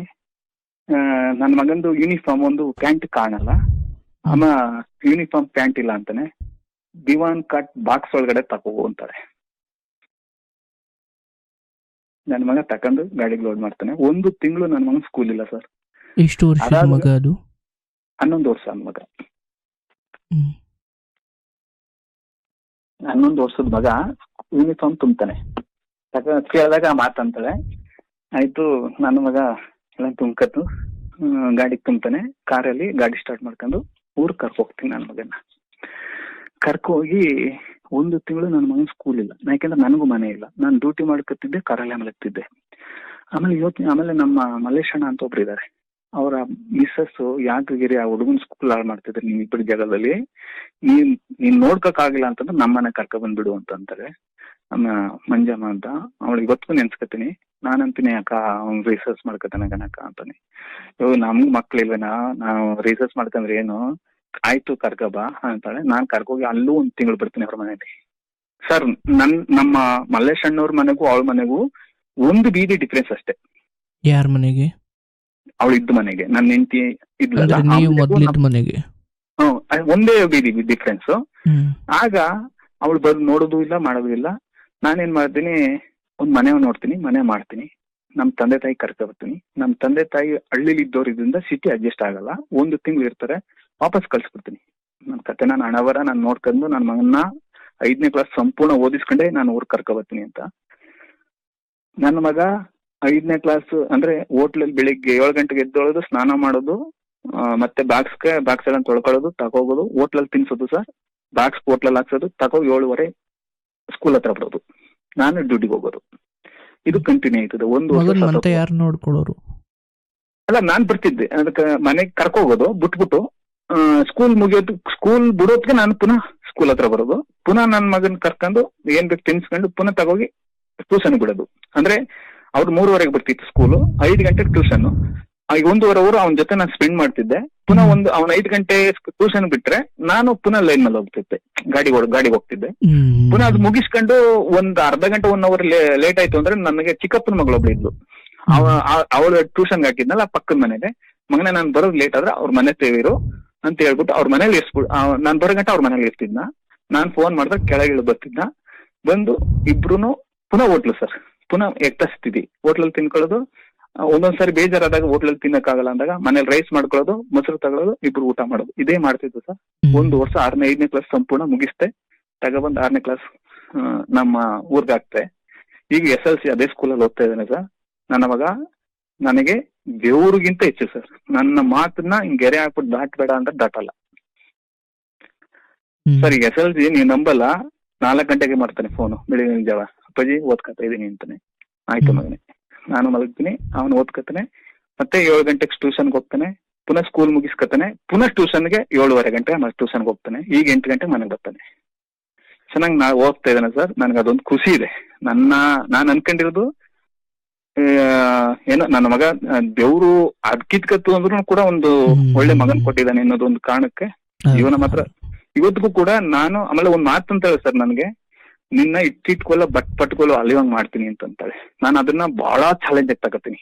ಅಂದ್ರೆ ನಾನು ಕುಡಿಯಲ್ಲ, ಕೈಲಾಗ್ದೆ ನಾನಲ್ಲ, ಎಲ್ಲಾ ಒಂದ್ ಕೈಲಿ ಕಸ್ಬಿದೆ. ಇವಾಗ ದಿನಕ್ಕೆ ಹೋದ್ರೆ 2,000 ಸಂಪಾದನೆ ಮಾಡೋ ಕೆಪಾಸಿಟಿ ಇದೆ. ನನ್ನನ್ನೇ ಮಾತಂದ್ಲು ಅಂದ್ಮೇಲೆ ನಾನ್ ಚಾಲೆಂಜ್ ಆಗಿ ತಗೋತೀನಿ ಸರ್. ನಾನು ಇವತ್ತಿಗೂ ಗಾಡಿ ಮಾಡಿದೆ, ಆಗ ಆ ಟೈಮಲ್ಲಿ ಗಾಡಿ ಕಳ್ಕೊಂಡೆ, ಅದಾದ್ಮೇಲೆ ಒಂದು ಗಾಡಿ ತಗೊಂಡೆ, ಇವತ್ತು ಕೂಡ ಚೆನ್ನಾಗಿದ್ದೀನಿ. ಆದ್ರೆ ಎಲ್ಲ 3-4 ಅವ್ರ ಚಿಕ್ಕಪ್ಪನ ಮಗ ಬಂದು ನನ್ನ ಸ್ಕೂಟಲ್ಲಿ ಹೋಗ್ಬೇಕಾದ್ರೆ ಕಾರಲ್ಲಿ ಗುತ್ತಾನೆ, ಆಕ್ಸಿಡೆಂಟ್ ಮಾಡ್ತಾನೆ, ಅದರಿಂದ ಜಯಿಸ್ಕೊಬತ್ತೀನಿ. ಅಂದ್ರೆ ಸರ್ ಇದಕ್ಕೆಲ್ಲ ಓಡಾಟ ನಾನು ಒಬ್ಬನೇ ಮಾಡಿದೀನಿ, ಯಾರೂ ಬಂದಿಲ್ಲ. ಆದ್ರೆ ನನ್ಗೆ ಬೇಕಾಗಿಲ್ಲ, ನಾನು ಹೋರಾಟ ಮಾಡಿದೆ. ಇವತ್ತು ಸರ್ ಅವ್ರ ಚಿಕ್ಕಪ್ಪನ ಮಗಿಂದ ಸಂಸಾರ ಆಗಿದೆ ಅಂತ ಅವಳಿಗೂ ಗೊತ್ತಾಯ್ತು, ಅಂದ್ರೆ ಅವಳ ಮೊದಲೇ ಗೊತ್ತಿತ್ತು. ಇವತ್ತು ಸರ್ ಅವಳ ಪರಿಸ್ಥಿತಿ ಹೇಗಿದೆ ಅಂದ್ರೆ, ನನ್ನ ಮಗನ ಮಕ್ಕ 7 ವರ್ಷ ಆಗಲ್ಲ, 6 ವರ್ಷ ಆಗಿದೆ, ಇವತ್ತಿಗೂ ನನ್ನ ಮಗನ ಮುಖ ನೋಡಿಲ್ಲ. ನಾನು ಇರೋ ಏರಿಯಾದಲ್ಲೇ ಇದ್ದಾರೆ. ನನ್ಗೂ ಸಿಗ್ತಾ ಇರ್ತಾಳೆ, ನಾನು ಅವ್ರ ಕಡೆ ತಿರುಗು ನೋಡಲ್ಲ, ನನ್ ಕೆಲಸ ಆಯ್ತು, ಡೈವರ್ಸ್ ತಗೊಬಿಟ್ಟಿದ್ದೀನಿ ನಾನು. ತಗೊಂಡ್ರ ಸರ್ ಅದೇನಾಯ್ತು, ಮೊದಲು ಬೇಕು ಹೆಂಡತಿ ಬೇಕು ಅಂತ ಆಗ್ತೆ, ಕೋರ್ಟು ನೋಟಿಸ್ ಕಳಿಸ್ತು, ಎಲ್ಲದಕ್ಕೂ ಕೂಡ ಬರ್ನಿಲ್ಲ ಅವಳು, ಯಾವುದೇ ನೋಟಿಸ್ಗೂ ಅಂದ್ರೆ ರಿಪ್ಲೈ ಮಾಡಿಲ್ಲ, ಮತ್ತೆ ಕೋರ್ಟ್ಗೂ ಅಟೆಂಡ್ ಆಗಿಲ್ಲ. ಆಗ ಜಡ್ಜ್ಮೆಂಟ್ ಬಂತು ಸರ್ ನನಗೆ, ಏನಂತ ಇನ್ನೆರಡು ತಿಂಗಳಲ್ಲಿ ಬಂದು ಬಾಳ್ಬೇಕು ಅಂತ ಜಡ್ಜ್ಮೆಂಟ್ ಬಂತು. ಅದಕ್ಕೂ ಅವಕಾಶ ಅವಳು ಕೇರ್ ಏನಿಲ್ಲ. ಅದಾದ್ಮೇಲೆ ಡೈವರ್ಸ್ ಆಗ್ತದೆ ಸರ್, 6 ತಿಂಗಳಲ್ಲಿ ಡೈವರ್ಸ್ ಆಯ್ತು. ಅಂದ್ರೆ ಅದಕ್ಕೂ ಕೋರ್ಟ್ಗೂ ಅಟೆಂಡ್ ಆಗಿಲ್ಲ, ಎಕ್ಸ್ಪೈರ್ಟಿ ಅಂತ ಮಾಡಿ ನನ್ನ ಕಡೆ ಡೈವರ್ಸ್ ಕೊಡ್ತು. ಯಾವುದೇ ಕೋರ್ಟ್ಗೂ ಅಟೆಂಡ್ ಮಾಡಿಲ್ಲ. ಇವತ್ತು ನನಗೆ ಮಧ್ಯ ಸರ್ ಮಸ್ತಾಗ ನನ್ನ ಯಾವ ರೀತಿ ಮಾನಸಿಕವಾಗಿ ಹಿಂಸೆ ಕೊಟ್ಟಿದ್ದಾಳೆ ಅಂತಂದ್ರೆ, ಜ್ಞಾನಪೀಠ ಪೊಲೀಸ್ ಸ್ಟೇಷನ್ ಕಂಪ್ಲೇಂಟ್ ಕೊಟ್ಟಿದ್ದಾಳೆ. ನಾಳೆ ಫೆಬ್ರವರಿ 6ನೇ ತಾರೀಕು ಕೇಸ್ ಇದೆ, ಅದಕ್ಕೂ ಬರ್ತಾ ಇಲ್ಲ ಅವಳು.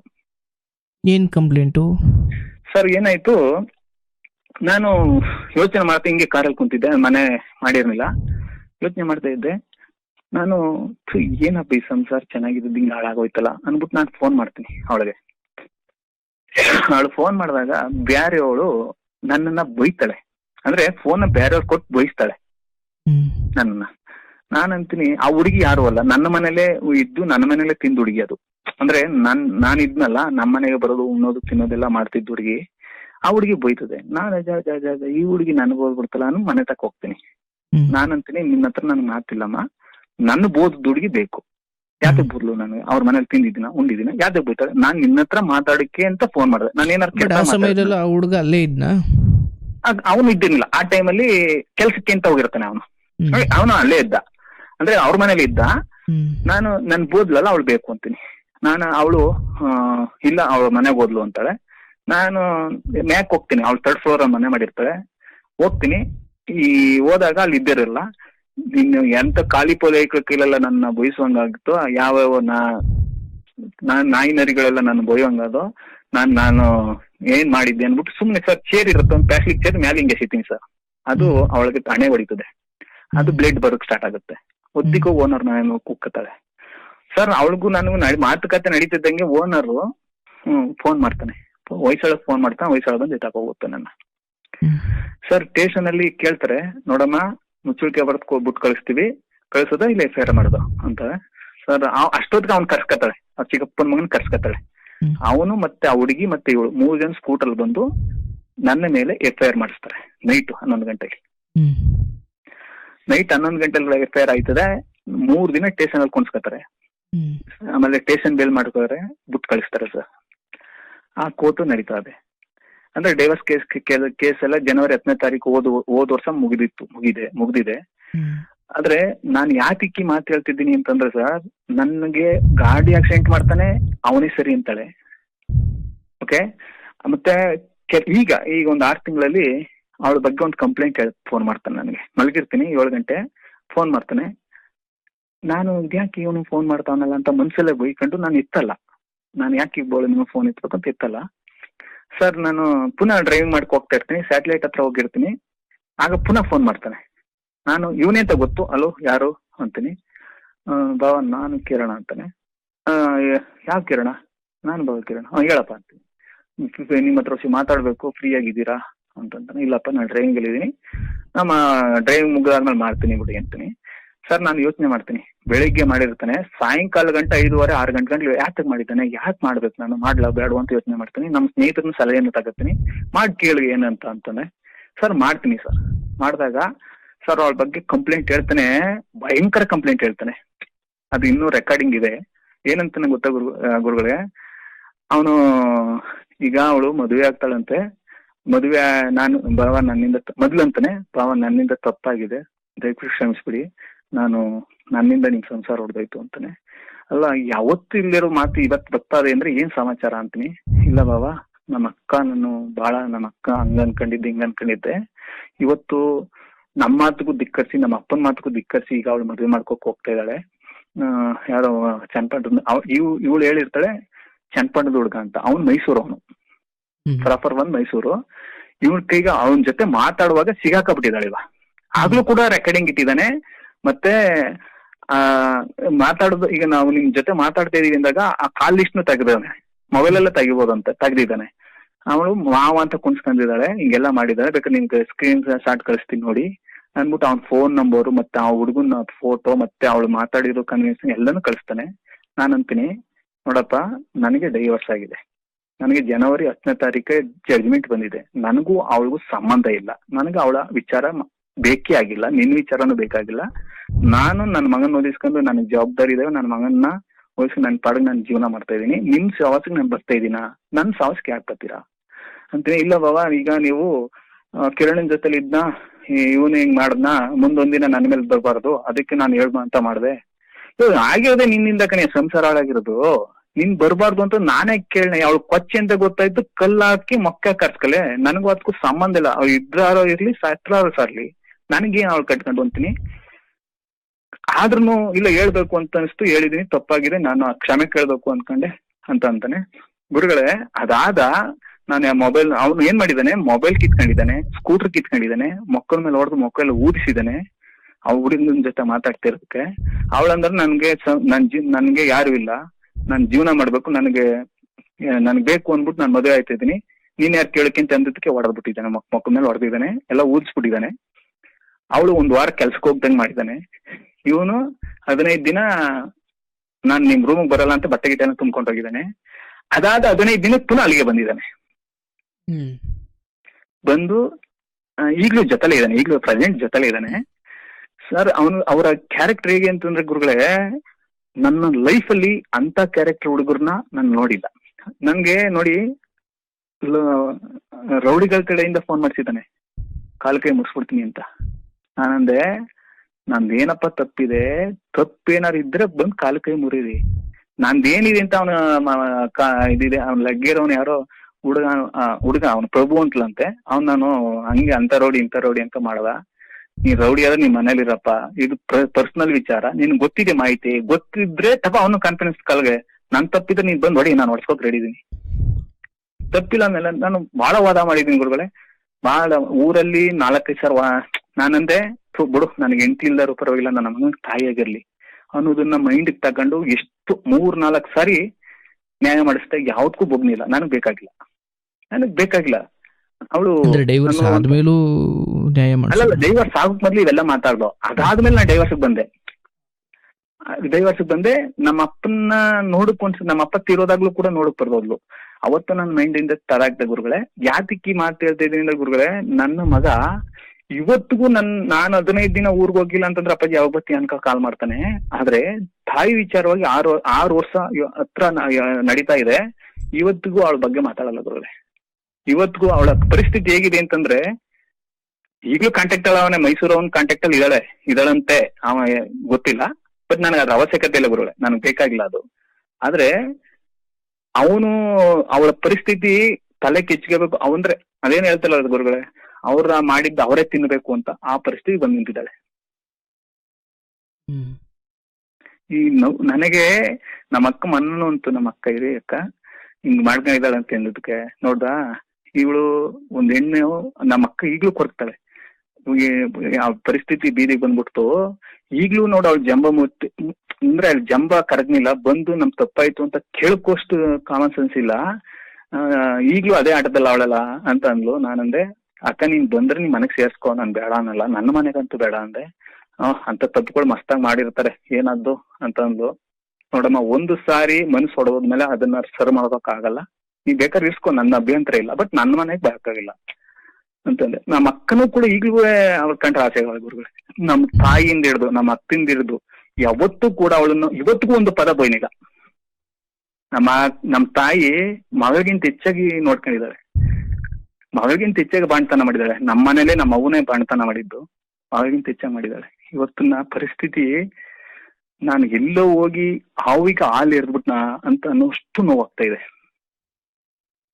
ಅಂದ್ರೆ ನಾನು ಡೈವರ್ಸ್ ಆಗಿದ್ರು ಕೂಡ ನನಗೆ ಒಂದ್ ಯೋಚನೆ ಏನ್ ಗೊತ್ತ ಗುರುಗಳೇ, ನನ್ನ ಮಗ ಹಳ್ಳಿಲಿ ಬೆಳಿತಿರೋನು, 4-6 ಜನಗಳಿಗೆ ಗೊತ್ತಾದಾಗ ನಿಮ್ಮವ್ ಇಂತೇಳು ಅಂದಾಗ ಆ ಹುಡುಗನ ನೋವು ಮನ್ಸಿಗೆ ಎಷ್ಟು ನೋವು ಆಗ್ಬೋದು ಗುರುಗಳೇ. ಅದೊಂದು ಬಹಳ ನೋವು ಕೊಡ್ತಾ ಇದೆ ನನಗೆ ಅವಳ ಅವಶ್ಯಕತೆ ಇಲ್ಲ, ಬಟ್ ಆ ನೋವು ನನ್ನ ಕಾಡ್ತಾ ಇದೆ. ಯಾಕಂದ್ರೆ ನನ್ನ ಮಗ ಚಿನ್ನ ಅನ್ನೋದಕ್ಕಿಂತ ಡೈಮಂಡ್ ಅಂದ್ರೂ ತಪ್ಪಾಗಲ್ಲ ಗುರುಗಳೇ. ಓದು ವಿಚಾರದಲ್ಲಿ ಆಗ್ಬೋದು, ಅವನ ನಡವಳಿಕೆ ವಿಚಾರದಲ್ಲಿ ಆಗ್ಬೋದು, ಎಲ್ಲದರಲ್ಲೂ ಚೆನ್ನಾಗಿದ್ದಾನೆ. ಆದ್ರೆ ಈ ಕಪ್ಪು ಚಿಕ್ಕಿ ಅವನ ಹೆಸರು ಕಳಂಕ ಬರ್ಬೋದೇನೋ ಅಂತ ನನ್ನ ಬಹಳ ನೋವು. ಏನು ಕಳಂಕ ಇಲ್ಲ. ಈಗ ನಾನು ಒಂದೇ ಮಾತಲ್ಲಿ ಹೇಳುವುದಾದರೆ, ಇಂಥ ಸಂಬಂಧಗಳು ಅಥವಾ ಇಂತಹ ತಾಯಿಯಂದಿರು, ಇವತ್ತು ಕಲಿಯುಗ ಹೇಗಾಗಿದೆ ಅಂದರೆ ಮಕ್ಕಳನ್ನು ಕೊಂದು ಚರಂಡಿಗೆ ಹಾಕೋ ತಾಯಿಯಂದಿರು ಸೃಷ್ಟಿಯಾಗ್ತಿದ್ದಾರೆ. ಹೌದು ಗುರುಗಳೇ. ಈ ಸಮಯದಲ್ಲಿ ಒಂದು ಮಾತಂತೂ ನೀವು ಅರ್ಥ ಮಾಡಿಕೊಳ್ಬೇಕು, ನಿಮ್ಮ ಮಗನಿಗೆ ನಾಳೆ ಸಮಾಜ ಒಂದಷ್ಟು ಪ್ರಶ್ನೆಗಳನ್ನು ಹಾಕುತ್ತೆ, ಒಂದಷ್ಟು ಅವಮಾನಗಳನ್ನು ಮಾಡುತ್ತೆ ಎಂದುಕೊಂಡು, ಅಂದರೆ ಇಂಥ ಹೆಣ್ಣಿನ ಜೊತೆ ನೀವು ಮುಂದುವರೆದಿದ್ರೆ ನಿಮ್ಮ ಪ್ರಾಣನೇ ಇರ್ತಿರ್ಲಿಲ್ವಲ್ಲಪ್ಪ. ಖಂಡಿತ ಗುರುಗಳೇ, ಅದ್ರಲ್ಲಿ ಹೇಳ ಮಾತಿಲ್ಲ. ನಾನು ಹೇಳೋದು, ನಿಮ್ಮ ಮಗನಿಗೆ ಆ ಕಡೆ ಯಾವುದೇ ಆಸೆ ಕಾಳಜಿ ಮತ್ತೆ ಹೋಗಬೇಕು ಮತ್ತೆ ನಮ್ಮ ಅಮ್ಮನ ಅದು ಬರೆದಿದ್ದೇ ಒಳ್ಳೆಯದು. ಇವತ್ತು ನಿನ್ನ ಮಗ ಅಂದರೆ ಇಷ್ಟೆಲ್ಲ ದುರಂತವಾಗಿ ಇಷ್ಟೆಲ್ಲ ದುಷ್ಟಳಾಗಿರೋ ಆಕೆಯನ್ನು, ಅಪ್ಪ ನಿಂದೇನಾದರೂ ಇರಲಿ, ನನಗೆ ನನ್ನ ತಾಯಿ ಬೇಕು ಅಂದ್ಬಿಟ್ಟಿದ್ರೆ ಇದಕ್ಕಿಂತ ದುಃಖ ಆಗೋಗ್ಬಿಟ್ಟಿತ್ತು ಗುರುಗಳೇ. ನಾನು ಇರ್ಬೇಕು ಸಾಯ್ಬೇಕು ಅನ್ನೋ ಪರಿಸ್ಥಿತಿ ಬಂದ್ಬಿಟ್ಟಿತ್ತು ಅಲ್ವಾ. ಈಗ ಇದರಲ್ಲಿ ಇನ್ನೊಂದು ಮೆನ್ಷನ್ ಮಾಡ್ತೀನಿ ನಿಮ್ಗೆ, ಮಗ ಬರ್ಬೇಕು ಅಂತ ಯಾವ ಮಾಟ ಮಂತ್ರ ಇದಾರೆ ಅವೆಲ್ಲವೂ ಹೋಗಿದ್ದಾಳೆ. ಒಂದು ಎರಡನೇದು, ಈಗ ರೀಸೆಂಟ್ ಆಗಿ ನನ್ನ ಮಗನ್ ಕೇಳ್ತೀನಿ 2 ತಿಂಗಳ ಹಿಂದೆ, ಮಗನೇ ಇನ್ನೊಂದು ಮದುವೆ ಮಾಡ್ಕೊಂಡಿದೀನಿ ಮಗನೇ, ಮಾಡ್ಕಲ್ಲ ಅಂತೀನಿ. ಬೇಡ ಅಪ್ಪಾಜಿ ಅಂತಾನೆ. ಯಾಕ ಮಗನೇ ಅಂತೀನಿ. ಬೇಡ ಅಪ್ಪಾಜಿ ಅಂತಾನೆ. ಅಪ್ಪಾಜಿ ನಾನ್ ಮದುವೆ ಮಾಡ್ಕೊಂಡಿಲ್ಲ ಅಂತಂದ್ರೆ ನಮ್ಮ ಊಟ ತಿಂಡಿಗೆ ಏನೋ ಮಾಡೋದು ಮಗನೇ, ನಾನು ನೀನ್ ಇಬ್ರು ಇರೋದು. ನಿಂಗರಾಜಮ್ಮ ವಯಸ್ಸಾಯ್ತು, ಆ ಅಮ್ಮನ ಕೈಲಿ ಎಲ್ಲಿ ಗಂಟ ಮಾಡಿಸ್ಬೇಕಾದ್ದು ಅವನ ಕೈಲಿ ಅಂತ ಅಂತೀನಿ. ಅವನ ಅವ್ವ ಅಂತಾನೆ, ನಮ್ಮ ತಾಯಿನ ಅವ್ವ ಅಂತಾನೆ. ಅವನ್ಗೇನು ಆಗಲ್ಲ ಬಿಡಪ್ಪಾಜಿ, ಮಾಡ್ತದೆ ಅಂತಾನೆ. ಇಲ್ಲ ವಯಸ್ಸಾದಂತ ಕಾಲದಲ್ಲೂ ಕೂಡ ನಾನು ಅವನಿಗೆ ತೊಂದರೆ ಕೊಡುದಿಲ್ಲ, ಬೇಡಕ್ಕ ನಮಗ ನಿಂತೀನಿ. ಏನು ಆಗಿಲ್ಲ, ಅವನೇ ಹೇಳಿದ್ದು ಕಣ ಮದುವೆ ಆಗುವಂತ. ನಿಂಗರಾಜ್ ಅವನು ಹೇಳ್ತು, ನಿಮ್ಮ ಅತ್ತೆನೂ ಹೇಳ್ತು ಅಂತೀನಿ. ನಮ್ಮ ಅತ್ತೆಗೂ ಕ್ಲಾಸ್ ತಗೊಂಡವನೆ, ನಮ್ಮ ಓನ್ಗೂ ಕ್ಲಾಸ್ ತಗೊಂಡವನೆ. ಆಮೇಲೆ ನಾನು ಅಂತೀನಿ, ಬೇಡ ಬಿಡ್ಲ ಮಗನೆ ಮದುವೆ ಬೇಡ, ಒಳ್ಳೆ ಅವಳೇ ಬರ್ತಾಳೆ ಕರ್ಕ ಬರ್ಲಾ ಅಂತೀನಿ. ಅಪ್ಪಾಜಿ ಅವಳಂತೂ ಬೇಡವೇ ಬೇಡ ಅಂತಾನೆ. ಸರಿನಪ್ಪ, ಇದೊಂದು ಮತ್ತೆ ಅದನ್ನು ಯಾವುದೇ ರೀತಿಯಲ್ಲಿ ಮತ್ತೆ ತಮಾಷೆಯಾಗಿ ತಗೊಳ್ಳೋಕೆ ಹೋಗಲೇಬೇಡಿ. ಆ್ಯಂಡ್ ಆ ಹೆಣ್ಣು ಅಂದರೆ ಡೈವರ್ಸ್ ಆದ ಮೇಲೆ, ಇಷ್ಟೆಲ್ಲ ಆದಮೇಲೆ ನೀವು ಮತ್ತೆ ಯಾವುದೋ ಕರುಣೆಯಿಂದ ಒಳಗಡೆ ಕರ್ಕೊಳ್ಳೋದು ಆಕೆಯ ವಿಧಿಗೆ ನೀವು ಅಡ್ಡ ಆಗಿ ನಿಂತ್ಕೊಂಡಂಗೆ. ಅಲ್ಲ ಗುರು, ನಾನು ಯಾತಕ್ಕ ಮಾತಂದೆ ಅಂದ್ರೆ ಅವನಿಗೆ ನಾನು ಕರ್ಕೋಕಂತ ಖಂಡಿತ ಇಷ್ಟ ಇಲ್ಲ ಬಿಡಿ. ನನ್ನ ಮಗನ ಮನಸ್ಸಲ್ಲಿ ಏನಿದೆ ಅಂತ ತಿಳಿಸೋಣ ಅಂತ ಅದನ್ನೇ ನಾನು ಹೇಳ್ತಾ ಇರೋದು.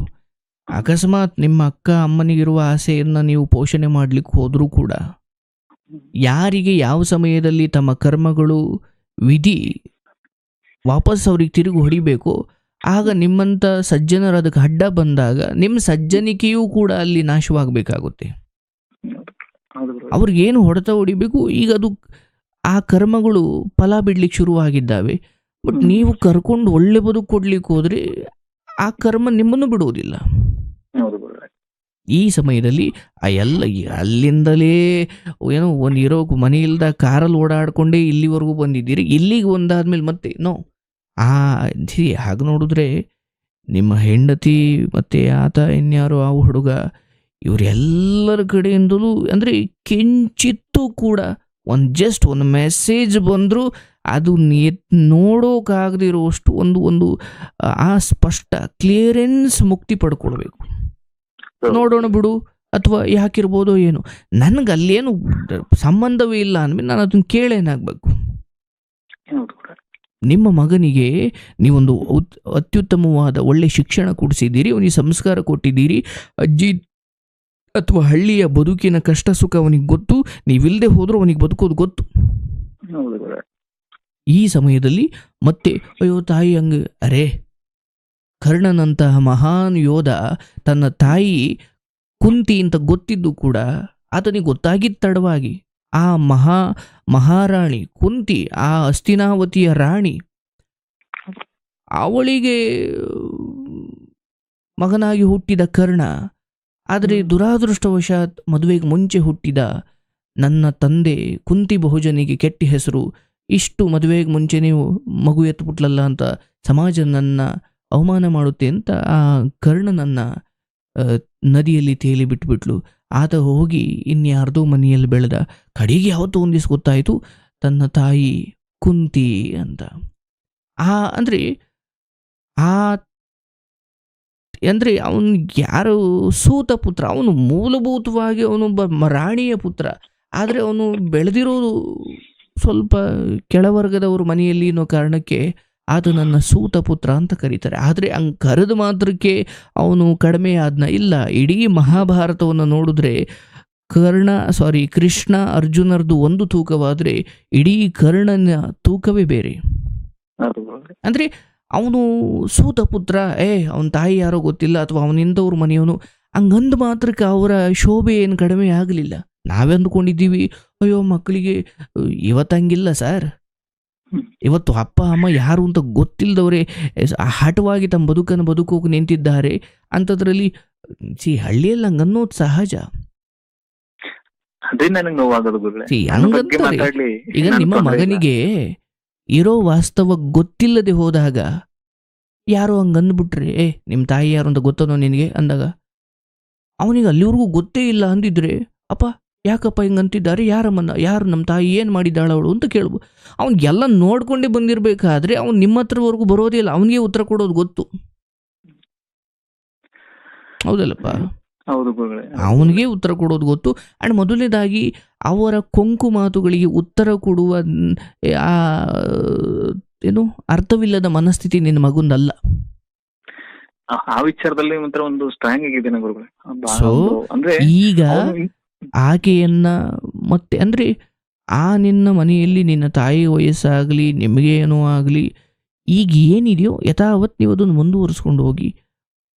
ಮತ್ತೆ ಆಕೆಯನ್ನ ಕರೆತರುವ ಮಾತುಗಳು ನಿಮ್ಮಲ್ಲಿ ಬಂದರೂ ಕೂಡ ಮಗನಿಗೆಲ್ಲೋ ಒಂದು ಕಡೆ, ಈಗ ನೀವು ತಮಾಷೆ ಮಾಡ್ಬೋದು, ಅವನನ್ನ ಪರೀಕ್ಷೆ ಮಾಡ್ಲಿಕ್ಕೆ ಮಾಡ್ಬೋದು, ಮಗನಿಗೆಲ್ಲೋ ಒಂದು ಕಡೆ ಇದೇನಪ್ಪ ಇದು ನಮ್ಮಪ್ಪ ಹೆಂಗೆ ಅಂತ ಮನಸ್ಥಿತಿಗಳು ಬದಲಾಗ್ಲಿಕ್ಕೆ ತುಂಬ ಸಮಯ ಏನು ಬೇಕಿಲ್ಲ. ನಿಮ್ಮ ಹೆಂಡತಿಯನ್ನೇ ನೋಡಿ ಉದಾಹರಣೆಗೆ. ಹಾಗಾಗಿ ಇಲ್ಲಿವರೆಗೂ ವನವಾಸದ ಟೈಮಲ್ಲೇ ಜೊತೆ ಇದ್ಕೊಂಡು ಬಂದಿದ್ದೀರಾ. ಇಲ್ಲಿ ರಾಜ್ಯಕ್ಕೆ ಬಂದಾಗ ಮತ್ತೆ ಯಾಕೆ ವನವಾಸದಲ್ಲಿ ತೆಗೆದುಕೊಳ್ಳದ ತಪ್ಪು ನಿರ್ಧಾರಗಳು ರಾಜ್ಯ ಸಿಕ್ಕಾಗ ಯಾಕೆ ತಗೊಳ್ಬೇಕು? ಹೌದು ಗುರುಗಳೇ. ಇಲ್ಲ, ನಾನು ಗುರುಗಳೇ ಈಗ ನಾನ್ ನಿರ್ಧಾರ ಇಷ್ಟೇ ಗುರುಗಳೇ, ನಾನು ಖಂಡಿತ ನನ್ನ ಮನೆ ಬಾಗಲಲ್ಲ ನಾನು ಸೇರ್ಸ್ಬಾರ್ದು ಅನ್ನೋ ನಿರ್ಧಾರ ಇದೆ. ಆದ್ರೆ ನನ್ನ ಮಗನಿಗೆ ನಾನು ಒಂದು ಎಜುಕೇಶನ್ ಕೊಡಿಸಿ ಅವಳು ಮುಂದೆ ನನ್ನ ಮಗನ ಸ್ಟ್ಯಾಂಡರ್ಡ್ ಆಗಿ ಬೆಳೆಸ್ಬೇಕು ಅನ್ನೋದು ಬಹಳ ಕನ್ಸ್ಕೊಂಡಿದ್ದೀನಿ ನಾನು. ಆ ಕನ್ಸು ನನಗೆ ನೆನ್ಸಾಗ್ಬಿಟ್ರೆ ಅದಕ್ಕಿಂತ ಇನ್ನೊಂದಿಲ್ಲ. ಅವರ ಮೇಲಿನ ಹಠಕ್ಕೋ ಅಥವಾ ಇನ್ಯಾವುದೋ ಕಾರಣಕ್ಕೆ ನಿನ್ನ ಮಗನಿಗೆ ಪ್ರಪಂಚದಲ್ಲಿರುವ ಎಲ್ಲ ಒಳ್ಳೆಯದು ನನ್ನ ಮಗನಿಗೆ ಸಿಗಲಿ ಅಂತ ನೀವು ಹೇಳ್ಬೋದು. ಯಾಕಂದ್ರೆ ನೀವು ಒಬ್ಬ ಮನುಷ್ಯ, ಭಗವಂತ ಅಲ್ಲ. ನನ್ನ ಮಗನಿಗೆ ನಾನು ಎಲ್ಲವನ್ನೂ ಕೊಡ್ತೀನಿ ಅಂದ್ರೆ ಅದು ಮೋಹ. ನನ್ನ ಮಗನಿಗೆ ಭಗವಂತ ಎಲ್ಲವನ್ನೂ ಕೊಡ್ಲಿ ಅಂದ್ರೆ ಅದು ಪ್ರೇಮ. ನೀವು ಅವರಿಗೆ ಶಿಕ್ಷಣ ಕೊಡ್ಬೋದು, ಸರಿ ಯಾವುದು ತಪ್ಪು ಯಾವುದು ಹೇಳಿಕೊಡ್ಬೋದು. ಇವತ್ತು ಮಠದಲ್ಲಿ ಬೆಳೆದವರು ಎಷ್ಟು ಜನ ಕೆಟ್ಟು ಹೋಗಿಲ್ಲ, ಅಥವಾ ಗೌರ್ಮೆಂಟ್ ಸ್ಕೂಲಲ್ಲಿ ಏನು ಸ್ಲಮ್ಮಲ್ಲಿ ಬದುಕಿದವರು ಎಷ್ಟು ದೊಡ್ಡ ಸಂಸ್ಕಾರವಂತರಾಗಿಲ್ಲ. ಹಾಗಾಗಿ ಅವ್ರ ಮುಂದೆ ಹೆಂಗ್ ಬೆಳೆಸ್ಬಿಡ್ತೀನಿ, ಯಾರ ಮುಂದೆ ಯಾರನ್ನೇನೂ ಬೆಳೆಸಿ ಏನೂ ಆಗಬೇಕಾಗಿಲ್ಲ. ನಮ್ಮ ಮಗನಿಗೆ ನಾವು ಕೇಳಿಸ್ಕೊಳ್ಳಿ, ಅವ್ರಿಗೆ ಶಿಕ್ಷಣ ಕೊಟ್ಟಿದ್ದೀವಿ. ಆ್ಯಂಡ್ ಆ ಪರಿಸ್ಥಿತಿಗಳಿಗೆ ಗೊತ್ತಿಲ್ಲ, ನಾಳೆ ನಿಮ್ಮ ಹಣೆ ಬರೋ ಕೆಟ್ಟ ನಿಮ್ಮ ಮಗನೇ ತಾಯಿಯನ್ನು ಹುಡುಕೊಂಡು ಹೋಗ್ಬೋದು, ಯಾರಿಗೆ ಗೊತ್ತು?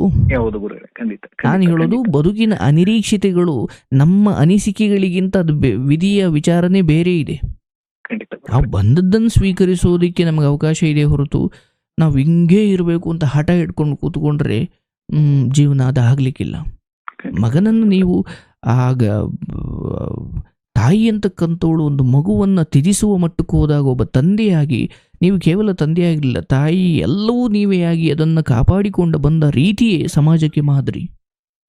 ಗುರುಗಳೇ, ನನ್ನ ಮಗ ನಾನೇನಾರ ನಮ್ಮ ಅಕ್ಕನ ಮನೇಲಿ ಇದ್ದಾನೆ, ನಮ್ಮ ಹಿರಿಯಕ್ಕನ ಮನೇಲಿ ಇದ್ದಾನೆ, ನನಗೆ ಇಬ್ರು ಆಗ್ತಿರು. ನಮ್ಮ ಹಿರಿಯಕ್ಕನ ಮನೇಲಿ ಇರ್ತಾನೆ ಜಾಸ್ತಿ, ಅಂದ್ರೆ ಕಿರಿಯಕ್ಕನ ಮನೆಗೆ ಹೋಗ್ತಾನೆ ಬರ್ತಾನೆ, ಅದು ಹಿರಿಯಕ್ಕನ ಮನೇಲಿ ಜಾಸ್ತಿ ಇರ್ತಾನೆ.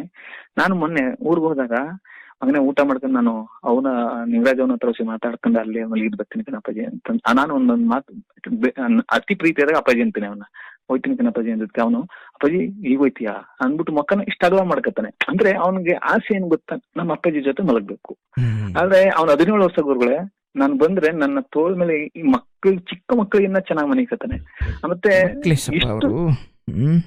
ಮಕ್ಕಳಿಗೆ ನಮ್ಮ ಹಿರಿಯರು ಒಂದು ಮಾತು ಹೇಳಿದ್ರೆ, 5ನೇ ವರ್ಷದವರೆಗೂ ಮಕ್ಕಳನ್ನ ತುಂಬಾ ಮುದ್ದು ಮಾಡಿ ಬೆಳೆಸ್ಬೇಕಂತೆ.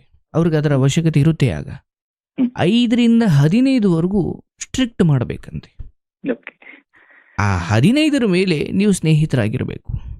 ನನ್ನ ಜೊತೆ ಸ್ನೇಹಿತರಾಗಿ ಈ ಇವತ್ತಿಗೂ ಕೂಡ ಮೂವ್ ಮಾಡ್ತಾರೆ. 5ರಿಂದ 15ರ ಸಮಯ ಇದೆಯಲ್ಲ, ಹ್ಮ್. ಇಲ್ಲಿ ನೀವು ಸರಿಯಾಗಿ ಸಂಸ್ಕಾರ ಅನ್ನೋ ಗೊಬ್ಬರವನ್ನು ಸ್ವಲ್ಪ ಸ್ಟ್ರಿಕ್ಟ್ ಆಗಿ ಹಾಕದೆ ಹೋದ್ರೆ Okay. 15 ಮೀರಿದ ಮೇಲೆ ಅವ್ರು ನಿಮ್ಮ ಫ್ರೆಂಡ್ ಆಗಿರೋಕ್ಕೂ ನಿಮ್ಮ ಮಾತು ಕೇಳಲ್ಲ ಅವರು. ಕೇಳಲ್ಲ ಗುರುಗಳೇ. ಈ 10 ವರ್ಷ ಅಂದ್ರೆ 5ರಿಂದ 15ರ ಈ ಸಮಯ ಇದೆಯಲ್ಲ, ಇಲ್ಲಿ ನೀವು ಸರಿಯಾದ ಗೊಬ್ಬರ ಹಾಕಿ ನೀವು 16 ವರ್ಷಕ್ಕೆ ನೀವು ಸತ್ತು ಹೋದ್ರೆ ಅವನು ಉಳಿದ ಬದುಕನ್ನು ನೀವು ಇಲ್ಲದೆ ಹೋದ್ರೂ ಗೌರವಾನ್ವಿತವಾಗಿ ಬದುಕೋದು ಗೊತ್ತು. ಯಾಕಂದ್ರೆ ಈ 10 ವರ್ಷ ಅವನಿಗೆ ಅಂತ ಗೊಬ್ಬರ ಬಿದ್ದಿರುತ್ತೆ. ಗುರುಗಳೇ. ಹಾಗಾಗಿ 5ರಿಂದ 15ರ ಸಮಯದಲ್ಲೂ ಅವ್ರು ಕೇಳಿದ್ನೆಲ್ಲ ಕೊಡಿಸ್ಕೊಂಡು ತುಂಬಾ ಮುದ್ದು ಮಾಡ್ಕೊಂಡು ಹೋದ್ರೆ ಅವ್ರ ಮಕ್ಕಳನ್ನ ಕಳ್ಕೊಳ್ತಾರಂತೆ. ನಾನು 5ರವರೆಗೂ ಮುದ್ದಿಸ್ಬೇಕು. ಇಲ್ಲ, ಖಂಡಿತ ಗುರುಗಳೇ. ಮಾತ್ರ ಇವತ್ತಿನವರೆಗೂ ಗುರುಗಳೇ ನನ್ನನ್ನ ಹಿಂದಕ್ಕೆ ತಿರ್ಯಾಕಂತೂ ಅಪ್ಪಾಜಿ ತರು ಬಾಯ್ಲಿ ಅಂತಂದಾಗ ಅಪ್ಪಾಜಿ ಬರ್ತೀನಿ ಅಂತಾನೆ. ಅಂದ್ರೆ ಅಂದ ತಕ್ಷಣನೇ ನಾನು ವಾಯ್ಸ್ ಕೇಳಿದ ತಕ್ಷಣ ಮನೆಗೆ ಬರ್ತಾನೆ. ಬರ್ತೀನಿ, ಆಮೇಲೆ ಬರ್ತೀನಿ, ಆಗ ಬರ್ತೀನಿ ಅಪ್ಪಾಜಿ ಅಂತ ಅನ್ನಲ್ಲ. ಇಲ್ಲ, ಅದೊಂದು ನೀವು ಆ ನನಗೆ ವಿಚಾರದಲ್ಲಿ ಅದೃಷ್ಟವಂತರೇ ಇದ್ದೀರಿ. ಅದು ನಿಮ್ಗೆ ಯಾವತ್ತೂ ಆ ಸಂತಾನ ದ್ರೋಹ ಬಗೆಯಲ್ಲ. ಆದ್ರೆ ಏನು ಅದೊಂದೇ ಸಾಕು ನಡೆದಿದೆಯೋ ಗುರುಗಳೇ, ಏನು ಏನಾಗಿದೆಯೋ ಅದ್ರ ಬಗ್ಗೆ ತೀರಾ ದುಃಖ ಬೇಡ. ಯಾಕಂದ್ರೆ ಇಲ್ಲಿ ನಿಮ್ಮ ಪ್ರಾಣಗಳು ಉಳಿದಿರೋದೇ ಹೆಚ್ಚು. ಖಂಡಿತ ಗುರುಗಳೇ. ಹಾಗಾಗಿ ಅದೊಂದನ್ನು ನೆನಪು ಮಾಡಿಕೊಂಡ್ರೆ ದೂರ ಹೋಗಿರೋದ್ರ ಬಗ್ಗೆ ಲೆಕ್ಕಕ್ಕೆ ಇಲ್ಲ. ಅವು ಪ್ರಾಣವೇ ಉಳಿದಿದೆ, ಪ್ರಾಣ ಪಕ್ಷಿಯೇ ನಮ್ಮ ಜೊತೆ ಇದೆ ಎಂದಾಗ ನೋಡಿ ಸರ್, ಅವರು ಅಕ್ಕ ತಮ್ಮ ವಾಟ್ ಎವರ್ ಇಟ್ ಈಸ್ ನಿಮ್ಮ ಕಣ್ಣಿಗೆ ಕಾಣ್ತಿರೋದು ಕೆಲವು ವಿಚಾರ. ಹೌದು. ಹಾಗಾಗಿ ಇಲ್ಲಿ ನಾನು ಇಷ್ಟಪಟ್ಟಿದ್ದನ್ನು ಪಡ್ಕೊಳ್ಬೇಕಂದ್ರೆ ನನ್ನ ಇಷ್ಟಗಳಿಗೆ ಅಡ್ಡ ಬರ್ತಾ ಇರೋ ಗಂಡನನ್ನ ಮುಗಿಸಿ ಬಿಡೋಣ ಅನ್ನೋ ಯೋಚನೆ ಬರುವುದು ಮುಂದೊಂದು ದಿನ. ಖಂಡಿತ ಗುರುಗಳೇ. ಅದ್ರಲ್ಲಿ ಏನು ಅವತ್ತು ಮಾತಾಡ್ತಿಲ್ಲ ನಿಮ್ಮ ಗುರುಗಳೇ. ಮಗನೇ ಮೊದಲು ಬಲಿ ಆಗ್ತಾ ಇದ್ದ. ನಿಜ. ದಯವಿಟ್ಟು ಈಗ ಏನು ಆ ಪ್ರತ್ಯೇಕವಾದ ಬದುಕನ್ನು ಹೇಗೋ ಕಷ್ಟಪಟ್ಟು ಕಟ್ಟಿಕೊಂಡಿದ್ದೀರಿ, ಅದೇ ಸತ್ಯ ಮತ್ತೆ ಅದೇ ಸರಿಯಾದ ನಿರ್ಧಾರ. ಅದರಲ್ಲಿ ಬೇರೆ ಯಾವುದೇ ಆ ಕಡೆ ಈ ಕಡೆ ಏನೂ ಇಲ್ಲ. ಈಗ ಇವತ್ತಿಗೂ ಕೂಡ ಗುರು ಅವತ್ತಿನಗಿಂತ ಇವತ್ತು ಖುಷಿಯಾಗಿದ್ದೀನಿ ಗುರುಗಳೇ, ಅದ್ರಲ್ಲಿ ಎರಡು ಮಾತಿಲ್ಲ. ಆದ್ರೆ ನಮ್ಮ ಮನೆಯವ್ರಿಗೆ ಏನ್ ಯೋಚನೆ ಇತ್ತು ಅಂತಂದ್ರೆ, ಈ ಯೋಚನೆಯಲ್ಲಿ ಕುಡಿಯೋದ್ ಕಲ್ತು ಹಾಳಾಗ್ತಾನೆ ಅನ್ನೋ ಭಾವನೆ ಇತ್ತು. ನಾನಂದೆ, ನೋಡಮ್ಮ, ನಾನು ಒಂದು ಅಟವಾಗಿ ತಗೊಂಡಿದ್ದೀನಿ ಈ ಜೀವನನ, ಬಟ್ ನಾನು ಕುಡಿಯೋದಲ್ಲಿ ಇನ್ನೊಂದು ಕಾಲಿ ದಾಸನ ಆಗಲ್ಲ. ಯಾಕೆ ಅಂದ್ರೆ ಅವಳು ಆ ಮಾತು ಇಟ್ಟಿಟ್ಕೋಲ್ಲ, ಬಟ್ ಪಟ್ಕೋಲ್ಲ, ಅಲಿತೀನಿ ಅಲಿವಾಗಿ ನಾನು ಮಾಡ್ತೀನಿ ಅಂತ ಹೇಳಿದಳಲ್ಲ, ಆ ಮಾತು ನನಗೆ ಬಹಳ ನೋವು ಕೊಟ್ಟಿದೆ. ನಾನು ಇರೋ ತನಕನೂ ಕೂಡ ನಾನು ಹೀಗೆ ಬದುಕು ತೋರಿಸ್ತೀನಿ, ಹೀಗೆ ಇರ್ತೀನಿ, ಬಟ್ ನಾನು ಯಾವುದೇ ಕುಡ್ತಕ್ಕೂ ದಾಸನ ಆಗಲ್ಲ ಅಂತ ಹೇಳಿದ್ದೆ. ಇವತ್ತಿಗೂ ಹಂಗೆ ಇದ್ದೀನಿ ಗುರುಗಳೇ. ಇಲ್ಲಪ್ಪ, ಬಟ್ ನಾನು ಆದಷ್ಟು ಕುಡಿಯೋದು ಮಗನ ಸಾಮೀಪ್ಯದಲ್ಲಿ ಅವರ ಹತ್ತಿರದಲ್ಲಿರುವ ನೀವು ಜಾಬ್ ಬದಲಾಯಿಸ್ತಿರೋ ಏನು ಮಾಡ್ತಿರೋ ಆದಷ್ಟು ಅವರಿಗೆ ಸಮಯವನ್ನು ಹೆಚ್ಚು ಕೊಡಿ. ಈ ಸಮಯದಲ್ಲಿ ಇದು ಹೇಗೆ ಅಂದರೆ 17-18ರವರೆಗೂ ತುಂಬಾ ಒಳ್ಳೆ ರೀತಿ ಇದ್ದವನು ಕಾಲೇಜ್ ಹಂತಕ್ಕೆ ಹೋದಾಗ ಕೆಟ್ಟಿರೋದು ನೋಡಿದ್ದೀನಿ. ಹೌದು ಗುರುಗಳೇ, ನಿಜ. ನಾನು ನಿಮಗೆ ಅದೇ ಸತ್ಯ ಅದು. ಎಚ್ಚರಿಕೆಯನ್ನು ಕೊಡ್ತಾ ಇದ್ದೀನಿ ಅಷ್ಟೇ. ಹ್ಮ್. ಅರ್ಥ ಆಯ್ತಲ್ಲಪ್ಪ? ಹೌದು ಗುರು. ಇಲ್ಲಿವರೆಗೂ ಏನಿದೆ, ಹ್ಮ್. ಅವ್ರಿಗೆ ತಮ್ಮ ಸ್ವಂತ ಹಾಡುಗಳನ್ನು ಪ್ಲೇ ಮಾಡ್ಕೊಳ್ಳೋಕೆ ಬರಲ್ಲ. ಅದಕ್ಕೆ ನೀವು ಮಾಡಿದ್ದನ್ನು ಅವ್ರು ಕೇಳ್ತಾರೆ. ಹೌದು ಗುರುಗಳೇ. ಒಂದು ಕಾಲೇಜ್ ಹಂತಕ್ಕೆ ಹೋದಾಗ ಅವ್ರವ್ರ ಸಾಂಗುಗಳೇ ಶುರುವಾಯ್ತವೆ. ಹೌದು ಹೌದು ಗುರುಗಳೇ. ಸೊ ಅಲ್ಲಿ ಸ್ವಲ್ಪ ಎಚ್ಚರವಾಗಿರಿ. ಅದ್ರ ಹೊರತಾಗಿ ಅವನಿಗಾಗಲೇ ಇಷ್ಟೆಲ್ಲ ನೋಡ್ಕೊಂಡಿರೋದ್ರಿಂದ ಅದಕ್ಕೊಂದು ಪ್ರಬುದ್ಧತೆ ಇದೆ. ಅರ್ಥ ಆಯ್ತಲ್ಲ? ಅದನ್ನು ಮಿಸ್ ಮಾಡಬೇಡಿ. ಅಂದರೆ ಎರಡನೇದು, ಈ ಬಿಟ್ಟು ಹೋಗಿರೋ ಈ ಹೆಣ್ಣಿನ ವಿಚಾರ ಮನೆಯಲ್ಲಿ ನಿನ್ನ ಅಕ್ಕ ಅಮ್ಮ ಇವ್ರು ಯಾರೂ ಚರ್ಚೆ ಮಾಡದ ಒಂದು ಸ್ಟ್ರಿಕ್ಟ್ನೆಸ್ನ ಅಲ್ಲಿ ತರಬೇಕು.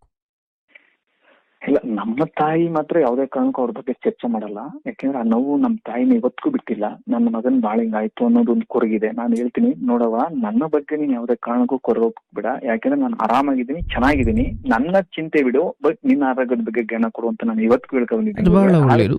ಅಂಡ್ ಮೂರನೇದಾಗಿ ಈ ಹೆಣ್ಣು ಆದ್ರೆ ಗುರುಗಳೇ, ಒಬ್ಬನೇ ಮಗ ಆದ್ರೂ ಒಬ್ಬನು ನನ್ನ ಮಗನ್ ಬಾಳ ಹಿಂಗ ಹಾಳಾಯ್ತು ಅನ್ನೋ ತಾಯಿಗೆ ಕೊರಗಿದೆ ಇರುತ್ತಪ್ಪ, ಅಂದ್ರೆ ಅದು ಮಣ್ಣಿಗೆ ಹೋಗೋವರೆಗೂ ಇರುತ್ತೆ. ಇರುತ್ತೆ. ಅದಕ್ಕೆ ನಮ್ಮ ಮೋಟಿವೇಶನ್ನು ಅಥವಾ ಕೃಷ್ಣನೇ ಬಂದು ತಲೆ ಮೇಲೆ ಕೈ ಇಟ್ಟು ಹೇಳಿದ್ರು ಅದು ತೀರಲ್ಲ. ಅದು ಆ ಉದ್ದೇಶ ನಾನು ಏನ್ ಮಾಡ್ತೀನಿ, ಮನೆಗೆ ಹೋದಾಗ್ಲೂ ಕೂಡ ಖುಷಿಯಾಗಿರ್ತೀನಿ. ನಾನು ಎಲ್ಲೂ ಕೂಡ ಮುಖ ಚಿಕ್ಕದ್ ಮಾಡ್ಕೋದು, ನೋವುದು ಅಂದ್ರೆ ಯೋಚನೆ ಮಾಡುವಂತ ನನ್ನ ದೃಷ್ಟಿಯಲ್ಲಿ ನೀವು ಇಲ್ಲಿ ಕಳ್ಕೊಂಡಿದ್ದೇನೂ ಇಲ್ಲ. ಏನನ್ನು ಕಳ್ಕೊಂಡಿದ್ದೀರೋ ಅದು ನಿಮ್ಮ ಪ್ರಾಣವನ್ನೇ ಉಳಿಸಿದೆ. ಹಾಗಾಗಿ ನಾನು ಅದನ್ನು ಮತ್ತೆ ಮತ್ತೆ ಹೇಳ್ತಾ ಇದ್ದೀನಿ, ಕಳ್ಕೊಳೋದಿಲ್ಲಿ ಅಂದ್ರೆ ಯಾವುದನ್ನ ಆಸ್ಪತ್ರೆಗೆ ಹೋಗಿ ಸರಿ ಮಾಡ್ಕೊಳ್ಬೇಕಿತ್ತು, ಅದು ತಾನಾಗೆ ಸರಿ ಹೋಯ್ತು ಅಂದ್ರೆ ನಾವು ಖುಷಿ ಪಡ್ಬೇಕಂತೆ. ಖಂಡಿತ ಗುರುಗಳೇ, ಇದಂತೂ ಸತ್ಯ ಗುರುಗಳೇ. ಮುಂದೊಂದು ದಿವಸ ನಾನೇ ಅವ್ರಿಗೂ ಕಾಲು ಹಿಡ್ದು ಇವ್ರ ಕಾಲು ಹಿಡ್ದು ಇವಳು ಕಾಡ್ತಿಂದ ಅಥವಾ ಇವರು ಯಾರನ್ನೋ ಸುಪಾರಿ ಕೊಟ್ಟು ಅದರಿಂದ ಇದರಿಂದ ಕಾಪಾಡಿ ಅಂತ ಅವ್ರಿವ್ರ ಕಾಲು ಹಿಡಿದು ಬದುಕೊಳ್ಳೋದ್ಕಿಂತ ಅದಾಗೆ ಹೋಗ್ಬಿಡ್ತು ಅಂದಾಗ ನಾವು ಖುಷಿ ಪಡ್ಬೇಕು. ಗುರುಗಳೇ ಇಲ್ಲ, ಇದು ಅವನು ಏನಾರು ಒಂದು ಹೆಚ್ಚು ಕಡಿಮೆ ಮಾಡ್ತಿದ್ದ ಗುರುಗಳೇ. ಇದೇನಾಯ್ತು, ಲಾಸ್ಟ್ ಟೈಮ್ ಒಂದ್ಸರಿ ಮಾತುಕತೆ ಆದಾಗ ನನ್ಗೆ ಆಕ್ಸಿಡೆಂಟ್ ಮಾಡಿದ ಟೈಮಲ್ಲಿ ಪೊಲೀಸ್ ಸ್ಟೇಷನ್ ಅಲ್ಲಿ ಕಂಪ್ಲೇಂಟ್ ಆಯ್ತು, ಮಳವಳ್ಳಿ ಪೊಲೀಸ್ ಸ್ಟೇಷನ್ ಅಲ್ಲಿ ಕಂಪ್ಲೇಂಟ್ ಆಯ್ತು.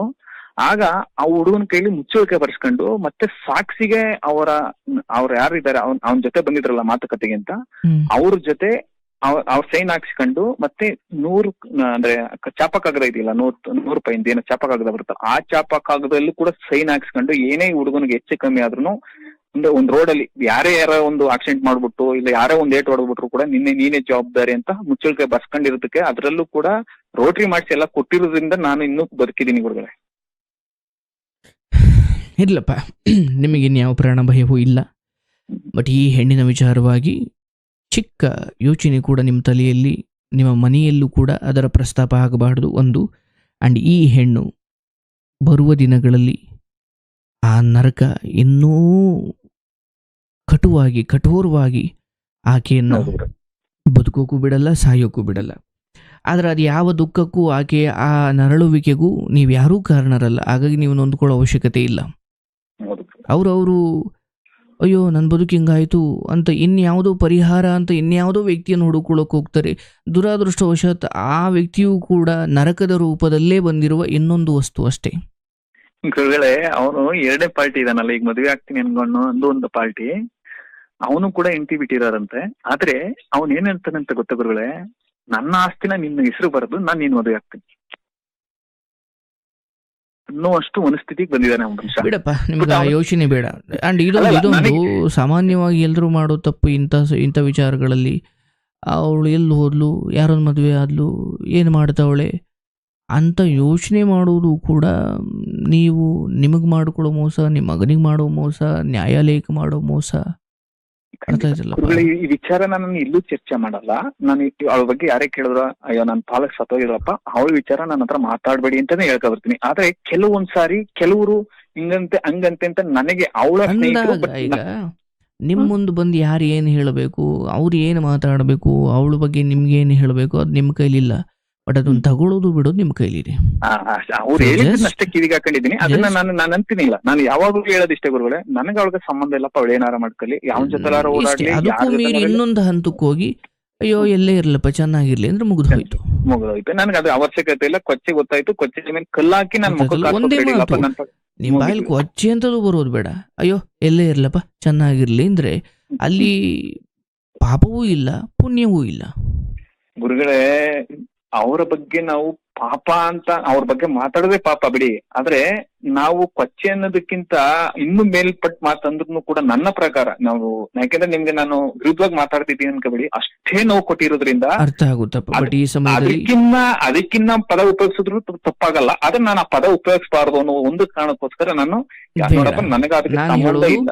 ನನ್ನ ಜೊತೆಯಲ್ಲ, ನೀವು ಸ್ವಯಂ ನಿಮ್ಮ ಜೊತೆ ಮಾತಾಡ್ಕೊಳ್ಬೇಕಾದ್ರೂ ಶತ್ರುವಿನ ಕುರಿತಾಗಿಯೂ ಕೂಡ ನಿಮ್ಮ ಬಾಯಲ್ಲಿ ಬರೋ ಪ್ರತಿ ಮಾತುಗಳು ಕೂಡ ಅವು ಕೆಟ್ಟ ಮಾತುಗಳು ಯಾರ್ಯಾರ ಬಾಯಲ್ಲಿ ಬರುತ್ತವೋ, ನಿಮ್ಮ ಶತ್ರುವನ್ನೇ ನೀವು ಬೈದಿರಿ, ನಿಮ್ಮಲ್ಲಿರುವ ಅಲ್ಪ ಸ್ವಲ್ಪ ಪುಣ್ಯವನ್ನು ಹೊರಗಡೆ ಹಾಕದಂಗೆ. ಒಳ್ಳೆ ಮಾತನ್ನು ಎಲ್ಲಿವರೆಗೂ ಆಡ್ತಿರೋ ಹೊರಗಡೆ ಇರೋ ಪುಣ್ಯವನ್ನೆಲ್ಲ ಒಳಗಡೆ ಹಾಕೊಂಡಂಗೆ. ಅದಕ್ಕೆ ಯಾರೋ ಮಹಾನುಭಾವರು ಬಾಯಿಗೆ ಬಂದಂಗೆ ಯಾರನ್ನೋ ಮಹಾನುಭಾವರನ್ನ ಒಬ್ರು ಸಂತರನ್ನ ಯಾರೋ ಬಾಯಿಗೆ ಬಂದಂಗೆ ಬೈತಿದ್ರಂತೆ. ಆದ್ರೆ ಅವ್ರು ಏನೋ ಮಾತಾಡ್ತಿರಲ್ಲ. ಯಾಕೆ ಅಂತ ಪಕ್ಕದವ್ರು ಕೇಳಿದ್ದಕ್ಕೆ, ನೋಡಪ್ಪ ಅವನು ಎಷ್ಟೊತ್ತು ನನ್ನನ್ನು ಬಾಯಿಗೆ ಬಂದಂಗೆ ಅಶ್ಲೀಲವಾಗಿ ಬೈತಾನಲ್ಲ, ನಾನು ಸುಮ್ಮನಿದ್ದಷ್ಟು ಅವನು ಬಾಯಿ ತೆಗೆದು ಏನು ದೊಡ್ಡದಾಗಿ ಬೈತಿದ್ದಾನೆ, ಆತನ ಪುಣ್ಯವೆಲ್ಲವೂ ನನ್ನ ಕಡೆ ಬರ್ತಾ ಇದೆ. ನಾನು ಮೌನವಾಗಿದ್ದ ಕಾರಣಕ್ಕಾಗಿ ಅವನು ಬಾಯಿ ತೆರೆದೇನು ಬೈತಿದ್ದಾನೆ, ಬಾಯಲ್ಲಿ ಬರುವ ಪ್ರತಿ ಕೆಟ್ಟ ಪದಗಳು ಅಥವಾ ಇನ್ನೊಬ್ಬರ ಕೆಡಿಸುವ, ಇನ್ನೊಬ್ಬರಿಗೆ ನೋವು ಕೊಡುವ ಎಲ್ಲ ಮಾತುಗಳು ನಮ್ಮಲ್ಲಿರೋ ಪುಣ್ಯವನ್ನೆಲ್ಲ ಹೊರಗಡೆ ಹಾಕ್ತವಂತೆ. ಅದಕ್ಕೆ ನೋಡಿ, ನಮ್ಮ ಋಷಿ ಮುನಿಗಳು ಶಾಪ ಕೊಡೋ ವಿಚಾರದಲ್ಲಿ ಒಂದು ಸ್ಪಷ್ಟತೆಯನ್ನು ಕೊಡ್ತಾರೆ ಕಲಿಯುಗಕ್ಕೆ.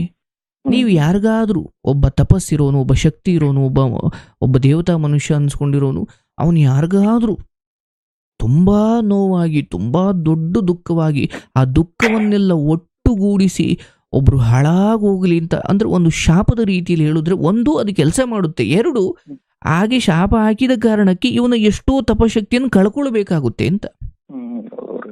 ಅಂದ್ರೆ ಒಂದು ಶಾಪ ಆ ಮಟ್ಟಿಗೆ ಕೆಲಸ ಮಾಡಬೇಕಂದ್ರೆ ಇವನಲ್ಲಿ ಏನೋ ಒಂದು ಶಕ್ತಿ ಖಾಲಿ ಆಗ್ಲೇಬೇಕಲ್ಲಿ. ಅದಕ್ಕೆ ನಮ್ಮ ಋಷಿ ಮುನಿಗಳು ಶಾಪ ಹಾಕ್ಲಿಕ್ಕೆ ಹಿಂದೆ ಮುಂದೆ ನೋಡ್ತಾ ಇದ್ರು. ಯಾಕಂದ್ರೆ ಎಷ್ಟೋ ತಪಸ್ ಮಾಡ್ಕೊಂಡಿರೋದನ್ನ ಒಂದ್ ಶಾಪದಲ್ಲಿ ಯಾಕೆ ಅನ್ಯಾಯ ವೇಸ್ಟ್ ಮಾಡ್ಕೊಳ್ಬೇಕು ಅಂತ. ಅದಕ್ಕೆ ಇನ್ನು ನೀವ್ ಹೇಳಿದ್ಮೇಲೆ ಅವರ ಬಗ್ಗೆ ಯಾರೇ ಮಾತಾಡಿದ್ರು ನನಗೆ ಚೆನ್ನಾಗಿ ಎಲ್ಲೇ ಇರ್ಲಿ ಚೆನ್ನಾಗಿರ್ಲಿ, ನೀವು ಮಗನ ಜೊತೆ ಚೆನ್ನಾಗಿರ್ಬೇಕು, ನಿಮ್ಮ ಪುಣ್ಯ ಕರಗಬಾರ್ದು ಅನ್ನೋ ಕಾರಣಕ್ಕೆ ಹೇಳ್ತಿದ್ದೀನಿ.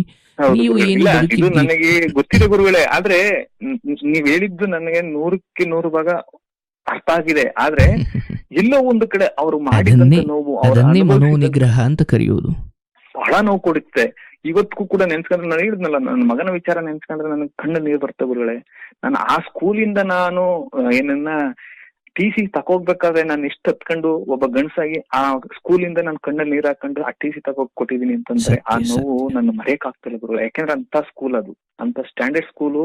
ನನ್ನ ಮಗ ಓದಿ ಒಂದು ಲೆವೆಲ್ ಬರ್ಲಿ ಅನ್ನೋ ಒಂದು ಕಾರಣಕ್ಕೋಸ್ಕರ ಅಲ್ಲಿ ಸೇರಿಸಿದ್ದು. ಈಗ ಅಲ್ಲಿ ಇಲ್ಲೂ ಪ್ರೈವೇಟ್ ಎಲ್ಲ ಓದ್ತಾ ಇದ್ದಾನೆ, ಆದ್ರೆ ಗೌರ್ಮೆಂಟ್ ಸ್ಕೂಲಲ್ಲಿ ಓದಿದ್ ತಪ್ಪಲ್ಲ ಗುರುಗಳೇ. ಆದ್ರೆ ಒಂದು ಇಂಗ್ಲಿಷ್ ನಾಲೆಡ್ಜ್ ಅಂತ ಬರ್ಲಿ, ಬೆಂಗಳೂರಲ್ಲಿ ಎಲ್ಲೋ ಒಂದು ಹೋದ್ರು ಕೂಡ ಆ ನಾಲೆಡ್ಜ್ ತುಂಬಿದ್ರೆ ನನ್ನ ಮಗ ಎಲ್ಲೋ ಒಂದ್ ಕಡೆ ಇಂಪ್ರೂವ್ ಆಗ್ತಾನೆ ಅನ್ನೋದು ಒಂದು ಕಾರಣಕ್ಕೆ. ಒಂದು ಮಾತು ಹೇಳ್ತೀನಿ, ನಮ್ಮ ಮಕ್ಕಳ ಭವಿಷ್ಯವನ್ನ ಯಾವ ದೊಡ್ಡ ದೊಡ್ಡ ಸ್ಕೂಲು ನಿರ್ಧಾರ ಮಾಡಲ್ಲ. ನಾನಿವತ್ತು ಒಂದು ಮಾತ್ರ ಹೇಳ್ತೀನಿ, ನಾವೆಲ್ಲ ಓದಿದ್ದು ಗೌರ್ಮೆಂಟ್ ಸ್ಕೂಲೇ, ಅಪ್ ಟು ಡಿಗ್ರಿವರೆಗೂ ಸರ್ಕಾರಿ ಹಿರಿಯ ಪ್ರಾಥಮಿಕ ಪಾಠಶಾಲೆ ಅಜ್ಜನಹಳ್ಳಿ.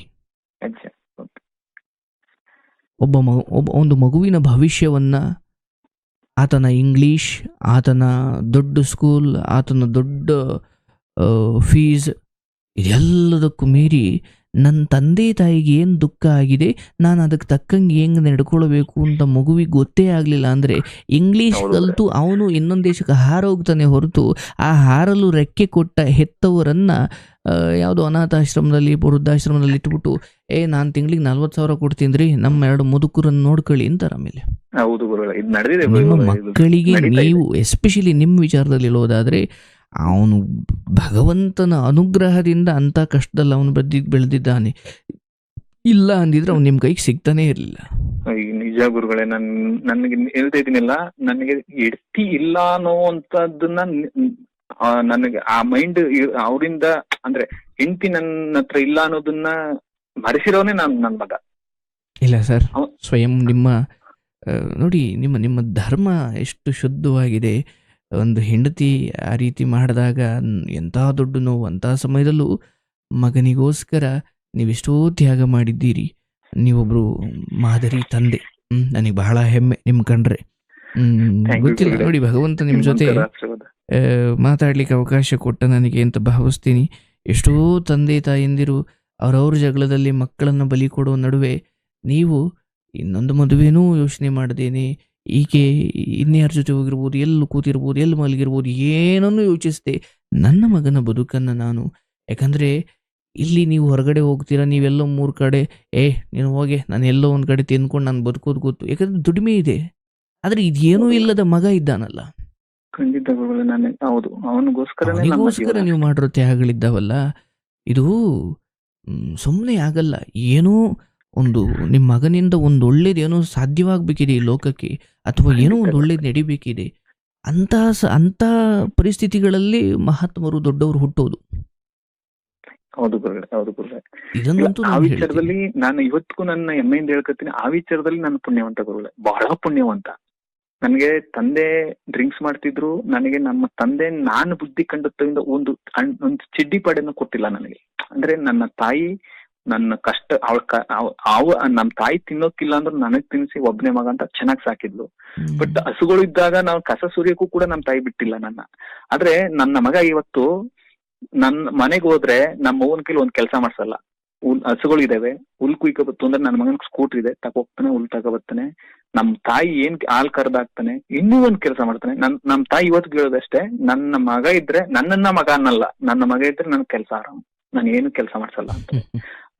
ಮತ್ತೆ ನನ್ನ ಮಗನಿಗೆ ನಾನೇನಾರ ಸುಮ್ನೆ ಎದುರ್ಸೋದಿಕ್ಕೆ ಅಲ್ಲಿ ಒಂದ್ ಕಡ್ಡಿ ತಾಕತ್ತು ಅಂದ್ರೆ ಬಾಯ್ ಬಡ್ಕತೀನಿ ಅಂತಾರೆ. ಯಾಕೆಂದ್ರೆ ನನ್ನ ಮಗನೇ ನನ್ ಮುಂದೆ ಹೊಡಿಬೇಡಿ, ತಾಯಿ ಇಲ್ದಿರೋ ಮಗ ನನ್ನ ಮಗನ್ನ ಹೊಡಿಬೇಡಿ, ನಾನಿಲ್ದಿದಾಗ ಏನಾರ ಮಾಡಿ ಅನ್ನುವಂಥದ್ದು ಇದೆಯಲ್ಲ ಅಣ್ಣ, ದೇವ್ರ ಅಣ್ಣ ಬಹಳ ಖುಷಿ ಕೊಡ್ತು ನನ್ಗೆ ಅವತ್ತು. ಆ ಮಾತನ್ನ ಹೇಳ್ಬಿಟ್ರೆ, ಹೇಳಿದ ತಕ್ಷಣನೇ ನಮ್ ತಾಯಿ ಬಾಯಿಲಿ ಈ ಮಾತು ಬಂತಲ್ಲ ಅಂತ ಬಹಳ ಖುಷಿ ಪಟ್ಟೆ. ಇವತ್ತು ಕೂಡ ನನ್ನ ಮಗನೂ ಕೂಡ ಅಷ್ಟೇ ಚೆನ್ನಾಗಿ ನೋಡ್ಕತಾನ ನನ್ನ ತಾಯಿನ. ಅದ್ಭುತ. ನೀವು ಆ ವಿಚಾರದಲ್ಲಿ ಪುಣ್ಯ ಮಾಡಿದ್ದೀರಿ, ಕೆಟ್ಟದ್ದನ್ನು ಕಳ್ಕೊಂಡಿದ್ದೀರಿ, ಒಳ್ಳೇದು ನಿಮ್ಮಲ್ಲಿನೇ ಉಳಿದಿದೆ. ಅದ್ರ ಬಗ್ಗೆ ಖುಷಿ ಇರಲಿ ಬಿಡಿ. ನನಗೆ ಬಹಳ ಖುಷಿ. ಬಹುಶಃ ಇಂಥ ನಂಬಿದ ಹೆಂಡತಿ ಅಥವಾ ನಂಬಿದವರು ದ್ರೋಹ ಮಾಡಿದಾಗ, ಯಾರಿಗೋಸ್ಕರ ಬದುಕಬೇಕು ಅಂತ ಯೋಚನೆ ಮಾಡಿದಾಗ, ಸಂತಾನಗಳಿಗೋಸ್ಕರ ತಮ್ಮ ಬದುಕನ್ನು ಜೀವಂತವಾಗಿ ಉಳಿಸಿಕೊಳ್ಳುವ ನಿಮ್ಮ ಈ ಬದುಕು ತುಂಬ ಜನಕ್ಕೆ ಮಾದರಿ. ಯಾಕಂದರೆ ಇಂಥದ್ದೇನೋ ಸರ್ ನಂಬಿಕೆ ಇಟ್ಟು ಮನೇಲಿ ಬಿಟ್ಟು ಹೋಗ್ತಿದ್ದೆ ಸರ್, ಮೋಸ ಮಾಡಿಬಿಟ್ಲು, ನಾನು ಇವತ್ತು ಬೀದಿಗೆ ಬಂದುಬಿಟ್ಟೆ ಕುಡ್ದು ಅಂಥವ್ರಿಗೆಲ್ಲ ನೀವು ಮಾದರಿ. ನೋಡಿ, ನಿಮಗಾದ್ರೂ ಒಂದು ಮಗು ಇತ್ತು, ಏನೋ ದಾರಿ ಆಯಿತು. ಎಷ್ಟೋ ಜನಕ್ಕೆ ಪಾಪ ಅದೂ ಇಲ್ಲ. ಅಂದ್ರೆ ಯಾರಿಗೆ ಬದುಕಬೇಕು ಅನ್ನೋದೇ ಅವ್ರಿಗೆ ಗೊತ್ತಿಲ್ಲ. ಹೌದು, ನಾನು ಇದನ್ನ ನಿಮ್ಮ ಹತ್ರ ಹಂಚ್ಕೊಳ್ಳೇಬೇಕು. ಯಾತಕ್ಕೆ ಹಂಚ್ಕೋಬೇಕು ಅಂದ್ರೆ, ಇವತ್ತು ಎಷ್ಟೋ ಹೆಣ್ಣು ಮಕ್ಕಳಿಂದ ಹಾಳಾಗಿರೋ ಗಂಡು ಮಕ್ಕಳು ಕುಡಿದು ತನ್ನ ಜೀವನ ಹಾಳು ಮಾಡ್ಕೊಂಡಿದ್ದಾರೆ ಗುರುವೆ. ಸಿಕ್ಕಾಬಟ್ಟೆ. ನಾನ್ ಕಂಡ ಹೆಂಗೇನೆ, ನಮ್ಮ ಅಕ್ಕೂರಲ್ಲೇ ಒಂದ್ ಹುಡುಗ ಜಮೀನ್ ಮಸ್ತಾಗಿದೆ, ಎಲ್ಲ ಇದೆ, ಹೆಂಡತಿ ಅಪ್ಪನ ಮನೆಗೆ ಹೋದ್ಲು ಅನ್ನೋ ಒಂದೇ ಕಾರಣಕ್ಕೆ ಕುಡಿದು ಗಾಡಿ ಓಡಿಸ್ಕೊ ಬರ್ಬೇಕಾದ್ರೆ ಆಕ್ಸಿಡೆಂಟ್ ಆಗ್ತೀರ ಹೋಗ್ತಾನೆ. ಅದು ನಮ್ಮ ಅಕ್ಕನಿಗೆ ಯೋಚನೆ ಸ್ಟಾರ್ಟ್ ಆಗುತ್ತೆ, ನನ್ ತಮ್ಮನ ಹಿಂಗ್ ಮಾಡ್ಕೊಬಿಡ್ತಾನ ಅಂತ. ನಾನು ಹೇಳ್ತೀನಿ, ಅವ್ರ ಹುಡುಗನ್ ತಾಯಿ ಅಕ್ತಿರಿದ್ದಾರೆ, ಅವ್ರ ಅಕ್ತಿರೋ ನಿನ್ ತಮ್ಮನಿಗೂ ಹಿಂಗಾಗದೆ, ನಿನ್ ತಮ್ಮನ ಕಡೆ ಜ್ಞಾನ ಕೊಡಿ ಅಂತ ನಮ್ಮ ಅಕ್ಕದಿರಿಗೆ ಹೇಳ್ಬಿಟ್ಟಾಗ ನಮ್ಮಕ್ಕೆ ಯೋಚನೆ ಮಾಡಕ್ ಸ್ಟಾರ್ಟ್ ಮಾಡ್ತಾಳೆ, ನನ್ ತಮ್ಮ ಎಲ್ಲಿ ಹಿಂಗಾದನು ಅಂತ. ನಾನ್ ಹೇಳ್ತೀನಿ, ನಾನ್ ಹಂಗ ಆಗಲ್ಲ, ನೀವ್ ಅದ್ರ ಬಗ್ಗೆ ತಲೆನೇ ಕೆಡ್ಸ್ಕೊಬೇಡಿ, ನೀವ್ ಆರಾಮಾಗಿರ್ರಿ ಅಂತ ಹೇಳ್ತೀನಿ. ಆದ್ರೆ ನಮ್ಮ ಕೆಲವು ಹಳ್ಳಿಲಿ ನಿನ್ ತಮ್ಮಂದು ಹಂಗಾಗೋದ ಹಿಂಗ ಈ ತರ ತಲೆ ಕೆಡ್ಸಿದ್ರೆ, ಆದ್ರೆ ನಾನು ನಮ್ಮ ಅದೆಲ್ಲ ನಿಮ್ಮ ಮಗನಿಗೂ ಅಷ್ಟೇ ಪ್ರಬುದ್ಧವಾಗಿ, ಅಂದರೆ ಈ ಹಳ್ಳಿಕಟ್ಟೆ ಮಾತುಗಳು ತಲೆ ಕೆಡಿಸ್ಕೊಳ್ಳೋ, ಅದನ್ನು ಹಳ್ಳಿಕಟ್ಟೆ ಮಾತುಗಳಿಗಿಂತ ಮೀರಿ ಎತ್ತರವಾಗಿ ಯೋಚನೆ ಮಾಡಬೇಕು. ಆ ಹಳ್ಳಿಕಟ್ಟೆಯಲ್ಲಿ ಅವ್ರವ್ರ ಮನೆ ಬಗ್ಗೆ ಅವ್ರು ಮಾತಾಡಲ್ಲ, ಕಂಡವ್ರ ಮನೆ ಬಗ್ಗೆನೇ ಮಾತಾಡೋದು. ಸೊ ಅಂತ ಈಗ ನಾವು ಹಳ್ಳಿಗೆ ಹೋದ್ರು ಅಷ್ಟೇ ಸರ್, ಇವತ್ತು ನಾವು 1000 ಇರ್ಬೋದು, ಅವ್ನು ಸೊಮ್ಮ ಕೂತಲ್ಲಿ ಯಾವ ಕೊಟ್ಟು ಮಾತಾಡ್ತಾನೆ ಅಂತಲೂ ಮಾತಾಡ್ತಾರೆ. ಅದ್ಭುತ ಕಣಪ್ಪ ಅವನು ಅಂತಲೂ ಹೇಳ. ಈಗ ಆ ಹಳ್ಳಿಕಟ್ಟೆ ಮಾತುಗಳು ಅವಲ್ಲೇ ಇರಬೇಕು ಹೊರತು, ಅವ್ರು ಹೇಳ್ತಿರೋ ಥರ ನಾವು ಅದ್ಭುತವೂ ಅಲ್ಲ, ಅಥವಾ ಅವ್ರು ಹೇಳ್ತಿರೋ ಥರ ನಾವು ವ್ಯರ್ಥವೂ ಅಲ್ಲ. ನಾವು ಮನುಷ್ಯರೆಲ್ಲ ಗುರುಗಳೇ, ನಾವು ನಮ್ಮ ತನನ ನಾವು ಬಿಟ್ಕೊಳ್ಬಾರ್ದು, ನಮ್ಮ ತನದಿಂದ ನಾವು ಎಲ್ಲಿ ಹೊರಟಿದ್ದೀವಿ ಅದ್ರ ಬಗ್ಗೆ ಸ್ಪಷ್ಟತೆ ಇದೆ ಅನ್ನೋದಾದ್ರೆ, ನಿಮ್ಮ ಮಗನಿಗೂ ಅಷ್ಟೇ. ಮುಂದೊಂದು ದಿನ ಇಂಥ ಆಪಾದನೆಗಳು, ಇಂಥ ಕಳಂಕಗಳ ಮಾತುಗಳು ಬಂದಾಗ, ಮಗ ನೀನು ಅವರ ಮಾತುಗಳಿಗಿಂತ ಸ್ವಲ್ಪ ಎತ್ತರಕ್ಕೆ ಹೋಗಿ ಯೋಚನೆ ಮಾಡೋ ಬುದ್ಧಿ ಇರ್ಬೇಕು ನಮಗೆ. ನಾವು ಜಗಳಕ್ಕೆ ಹೋಗೋದು ಅಲ್ಲ, ಮಾತಿಗೆ ಮಾತು ಕೊಡೋದು ಅಲ್ಲ. ಇಷ್ಟು ಚಿಕ್ಕ ಬದುಕು, ಇಲ್ಲಿ ಸಾಧನೆ ಮಾಡ್ಲಿಕ್ಕೆ ಟೈಮ್ ಸಾಲಲ್ಲ, ಇವ್ರಿಗೆ ಬೈಕೊಂಡು ಬೇರೆ ಯಾಕೆ ಟೈಮ್ ವೇಸ್ಟ್ ಮಾಡಬೇಕು ಅಲ್ವಾ? ಈ ರೀತಿ ಇರ್ಲಿ. ಈ ಕಾರ್ಯಕ್ರಮದಿಂದ ನಿಮ್ಮ ಮಗನಿಗೆ ನಾನು ತುಂಬ ಮನಸ್ಸಿಂದ ಹಾರೈಸ್ತೀನಿ. ಆತ ದೀರ್ಘಾಯುಷ್ಮಾನವಾಗಲಿ. ಜೊತೆಗೆ ನಿಮ್ಮ ಎಲ್ಲ ದುಃಖಗಳನ್ನು ಮರೆಸುವ ದೊಡ್ಡ ಕೀರ್ತಿವಂತನಾದ ಆಗಲಿ. ಒಳ್ಳೇದಾಗುತ್ತೆ. ನನಗೆ ನಿಜ ಇವತ್ತು ನಿಮ್ ಜೊತೆ ಮಾತಾಡಿ ನನ್ನ ಮೈಂಡ್ ಎಷ್ಟು ಫ್ರೆಶ್ ಆಯ್ತು ಅಂದ್ರೆ ಒಂಥರ ಕೈ ಕಾಲ ಹಿಡ್ದು ಕಟ್ಟಾಕಿದ್ದನ್ನ ಫ್ರೀ ಬಿಟ್ಟಂಗ ಆಯ್ತು ಗುರು. ಅಷ್ಟು ಸಂತೋಷ ಆಯ್ತು. ಯಾಕೆ ಒಂದೇ ಕಾರಣ, ನಾನ್ ನಿಮ್ ಜೊತೆ ಮಾತಾಡ್ಬೇಕು ಅಂತ ಬಹಳ ದಿನಗಳಿಂದ ಅನ್ಕೊಂಡು ಫೋನ್ ತಗೊಂಡು ಡಯಲ್ ಮಾಡಿದಾನೆ. ಬಿಡಿ, ನಮ್ ಕಥೆನ ಏನ್ ಹೇಳೋದು ಅನ್ನೋದನ್ನ ಮೈಂಡಿಗೆ ತಗೊಂಡು ಪುನಃ ನಾನ್ ಮಾಡ್ಲೇಬೇಕು ಅನ್ನೋದನ್ನ ಮೈಂಡಿಗೆ ತಗೊಂಡು ಇವತ್ತು ಮಾಡಿ. ಆಗಿಲ್ಲ, ನಿಮ್ಮಂತವ್ರು ಈ ಕಾರ್ಯಕ್ರಮಕ್ಕೆ ಸಮಯ ಕೊಟ್ಟು ಮಾತಾಡ್ತೀರಾ, ನಂಬಿಕೆ ಇಟ್ಟು ಮಾತಾಡ್ತೀರಾ, ಅದರಿಂದ ಈ ಕಾರ್ಯಕ್ರಮಕ್ಕೊಂದು ಘನತೆ. ಯಾಕಂದ್ರೆ ನಂಗೆ ತುಂಬಾ ಸರಿ ಅನ್ಸುತ್ತೆ, ನೀವೆಲ್ಲ ಎಲ್ಲೋ ಹುಟ್ಟಿ, ಎಲ್ಲೋ ಬೆಳೆದು, ಎಲ್ಲೋ ಏನೋ ಅನುಭವಿಸಿ, ಇಲ್ಲೊಬ್ಬ ಕೂತಿರೋ ಹುಡುಗನ ನಂಬಿ ನಿಮ್ಮ ದುಃಖವನ್ನು ಹೇಳ್ತೀರಾ ಅಂದಾಗ, ಏನಿದು ಜಗತ್ತು? ಯಾರು ನಂಬದವ್ರು ಯಾರೋ, ಅವನ ಕತೆ ಯಾರು ಕೇಳ್ತಾರೆ ಅಂತ ಯಾರೋ ಹೇಳ್ತಾರೆ. ಮತ್ತು ನಾನು ಅವ್ರ ಕಥೆಯನ್ನು ನಂದು ಅನ್ಕೊಂಡು ದುಃಖ ಒಂದ್ ಗಂಟೆ ಆಗ್ಲಿ ನಾನು ಕೂತ್ ಕೇಳ್ತೀನಿ. ಅದೇ ಗುರುಗಳ ಹೇಳ್ತಾರಲ್ಲ, ನಿಮ್ಮ ಇದಿಲ್ಲ ಪೇಷನ್ಸ್ ಇದೆಯಲ್ಲ ಗುರು, ಅದನ್ನೇ ನಾನು ಬಹಳ ಥಿಂಕ್ ಮಾಡೋದು, ಯೋಚನೆ ಮಾಡೋದು ಏನಂತಂದ್ರೆ, ಆ ಪೇಷನ್ಸ್ ಬಹಳ ಮುಖ್ಯ. ನಿಮ್ಗೆ ಬಹಳ ಚೆನ್ನಾಗಿದೆ ಆ ಪೇಷನ್ಸ್. ಆಮೇಲೆ ಅದನ್ನ ನಮ್ಮ ಹತ್ರ ಕೇಳಿ ಅದನ್ನ ತಾಳ್ಮೆಯಿಂದ ಕೇಳಿ ಲಾಸ್ಟ್ ಫೈನಲ್ ಆಗಿ ಹೇಳ್ತಿರಲ್ಲ, ಅದು ಬಹಳ ಖುಷಿ, ಅದು ಇನ್ನೂ ಖುಷಿ.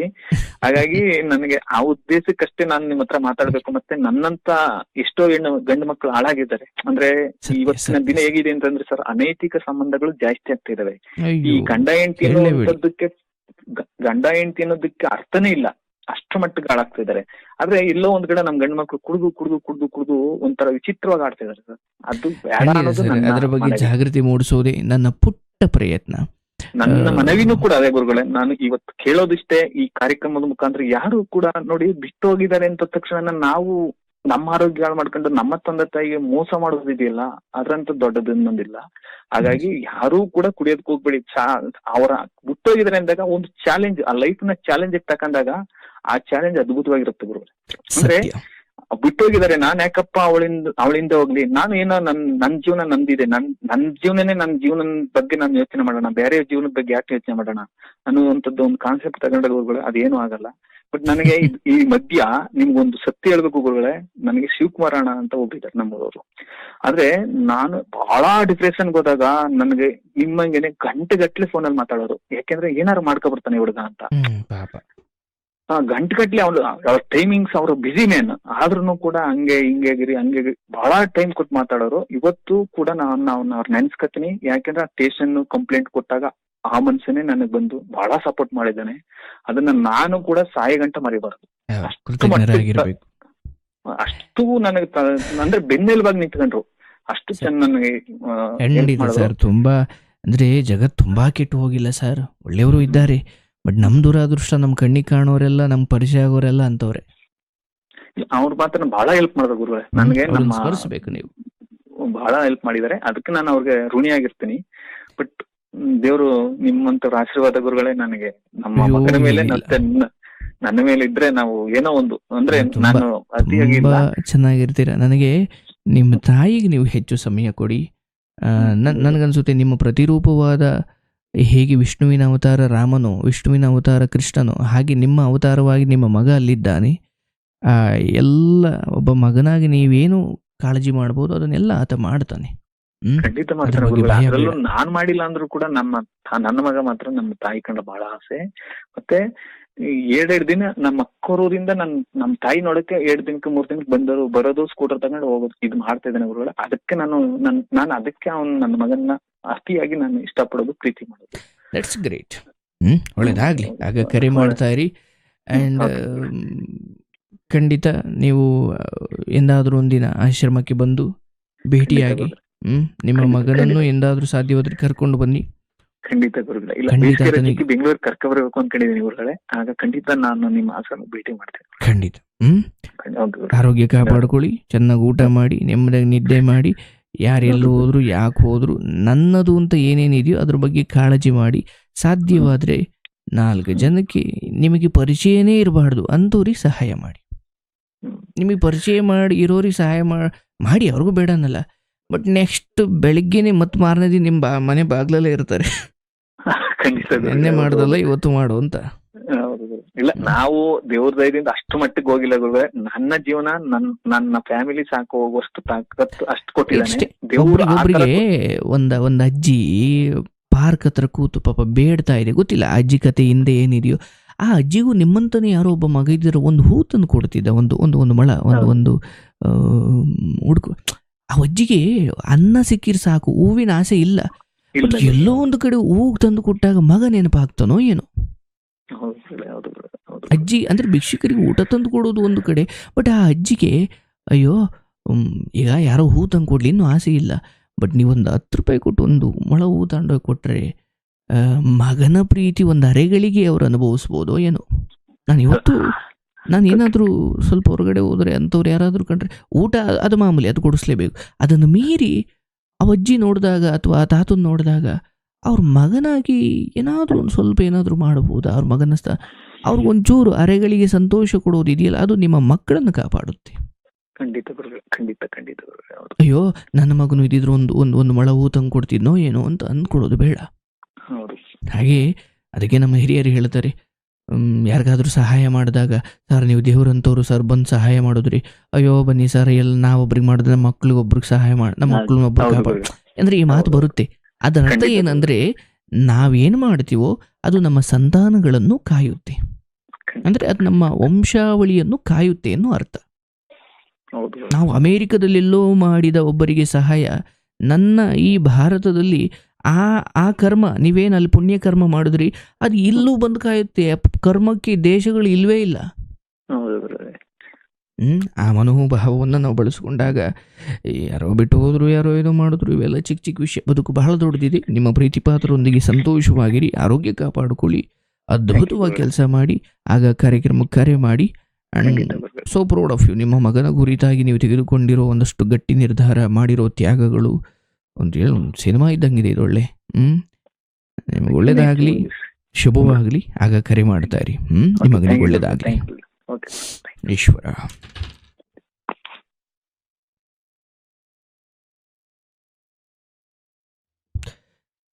ಪರಮಾತ್ಮ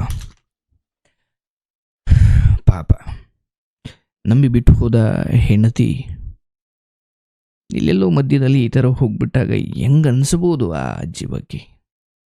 ಹೆಂಡತಿ ಅದ್ಭುತ ಸರ್. ನನ್ನ ಹೆಂಡತಿಗೆ ನಂಬಿಕೆ ಇದೆ. ಎಷ್ಟು ನಂಬಿಕೆ ಇಟ್ಟಿದ್ರು ಇವರು. ಪಾಪ ಹಿಂಗೆ ಮಾಡಬ್ಬಬ್ಬ ಅಂದ್ರೆ 3 ದಿವಸದ ಸುಖ ಸಂತೋಷ ಅನುಭವಿಸ್ಬೋದು. ಮತ್ತು ನಿಮ್ಮ ಬದುಕು ಹಿಂಗೆ ಮಾಡ್ಲಿಕ್ಕೆ ಮೂಲ ಕಾರಣ ಏನು? ನನಗೆ ಸೌಂದರ್ಯ ಇದೆ, ನಾನು ಯಾವನ ಜೊತೆನಾದರೂ ಬದುಕಬಹುದು. ಯಾವನೋ ಬರೋನು ನಿನ್ನ ಸೌಂದರ್ಯ ನೋಡಿ ಬರ್ತಾನೆ ಹೊರತು ನಿನ್ನ ಮನಸ್ಸನ್ನು ನೋಡಿ, ನಿನ್ನ ಕಾಯಿಲೆ ಬಿದ್ದಾಗ ನೋಡ್ಕೊಳ್ಳೋಕೆ ಅವನು ತಯಾರಿಲ್ಲ. ಅವನು ಬಂದಿರೋ ನಿನ್ನ ಏನು ಯೌವನ, ನಿನ್ನ ಲವಲವಿಕೆಯಾದ ಬದುಕು, ಅದು ಎಲ್ಲಿವರೆಗೂ ಇರುತ್ತೋ ಅವನು ನೀನು ಅಲ್ಲಿವರೆಗೂ ಇರ್ತಾನೆ. ಆಮೇಲೆ ನೀನು ಕೆಳಗಡೆ ಬಿದ್ದಾಗ ನೋಡ್ಕೊಳ್ಳೋಕೆ ಅವನು ನಿನ್ನ ಗಂಡ. ಒಂದು ಬದುಕೋಕೆ ಇಷ್ಟ ಇಲ್ಲ ಅಂದಾಗ ಗೌರವಾನ್ವಿತವಾಗಿ ದೂರ ಆಗಿ, ಒಳಗಡೆ ಏನೋ ಮಾಡ್ಲಿಕ್ಕೆ ಹೋಗಿ ಸಿಗಾಕೊಂಡು ನಾನು ನೋಡಿದ್ದೀನಿ. ಇವರಾದರೂ ನಿನ್ನ ಸವಾಸ ಬೇಡ ಅಂತ ಬಿಟ್ಟು ಹೋದರು. ಇಂಥದ್ದೇ ಕತೆಗಳಲ್ಲಿ ನನ್ನ ಬದುಕನಿಗೆ ಮಾಡಿಬಿಟ್ಲಲ್ಲ ಅಂತ ರಕ್ತಪಾತ ಮಾಡಿರೋದು ನಾನು ನೋಡಿದ್ದೀನಿ. ಹಾಗಾಗಿ ಒಬ್ಬ ಪುರುಷನ ಮೌನ ಅವನ ದೌರ್ಬಲ್ಯವಲ್ಲ, ಭಾವನಾತ್ಮಕವಾಗಿ ನೊಂದಿರ್ತಾನೆ. ಆ ದುಃಖದಲ್ಲಿ ಒಂದು ಅವನು ಸಾಯಿಸ್ತಾನೆ, ಇಲ್ಲ ನಿಮ್ಮನ್ನು ಸಾಯಿಸ್ತಾನೆ. ಹಂಗಾಗಬಾರ್ದು. ನಿಮಗೆ ಈ ಬದುಕೋಕೆ ಇಷ್ಟ ಇಲ್ವಾ? ಅದಕ್ಕೆ ಒಂದು ಗೌರವಪೂರ್ವಕವಾಗಿ ದೂರ ಆಗಿ ಅದಕ್ಕೊಂದು ಮಾರ್ಗ ಇದೆ.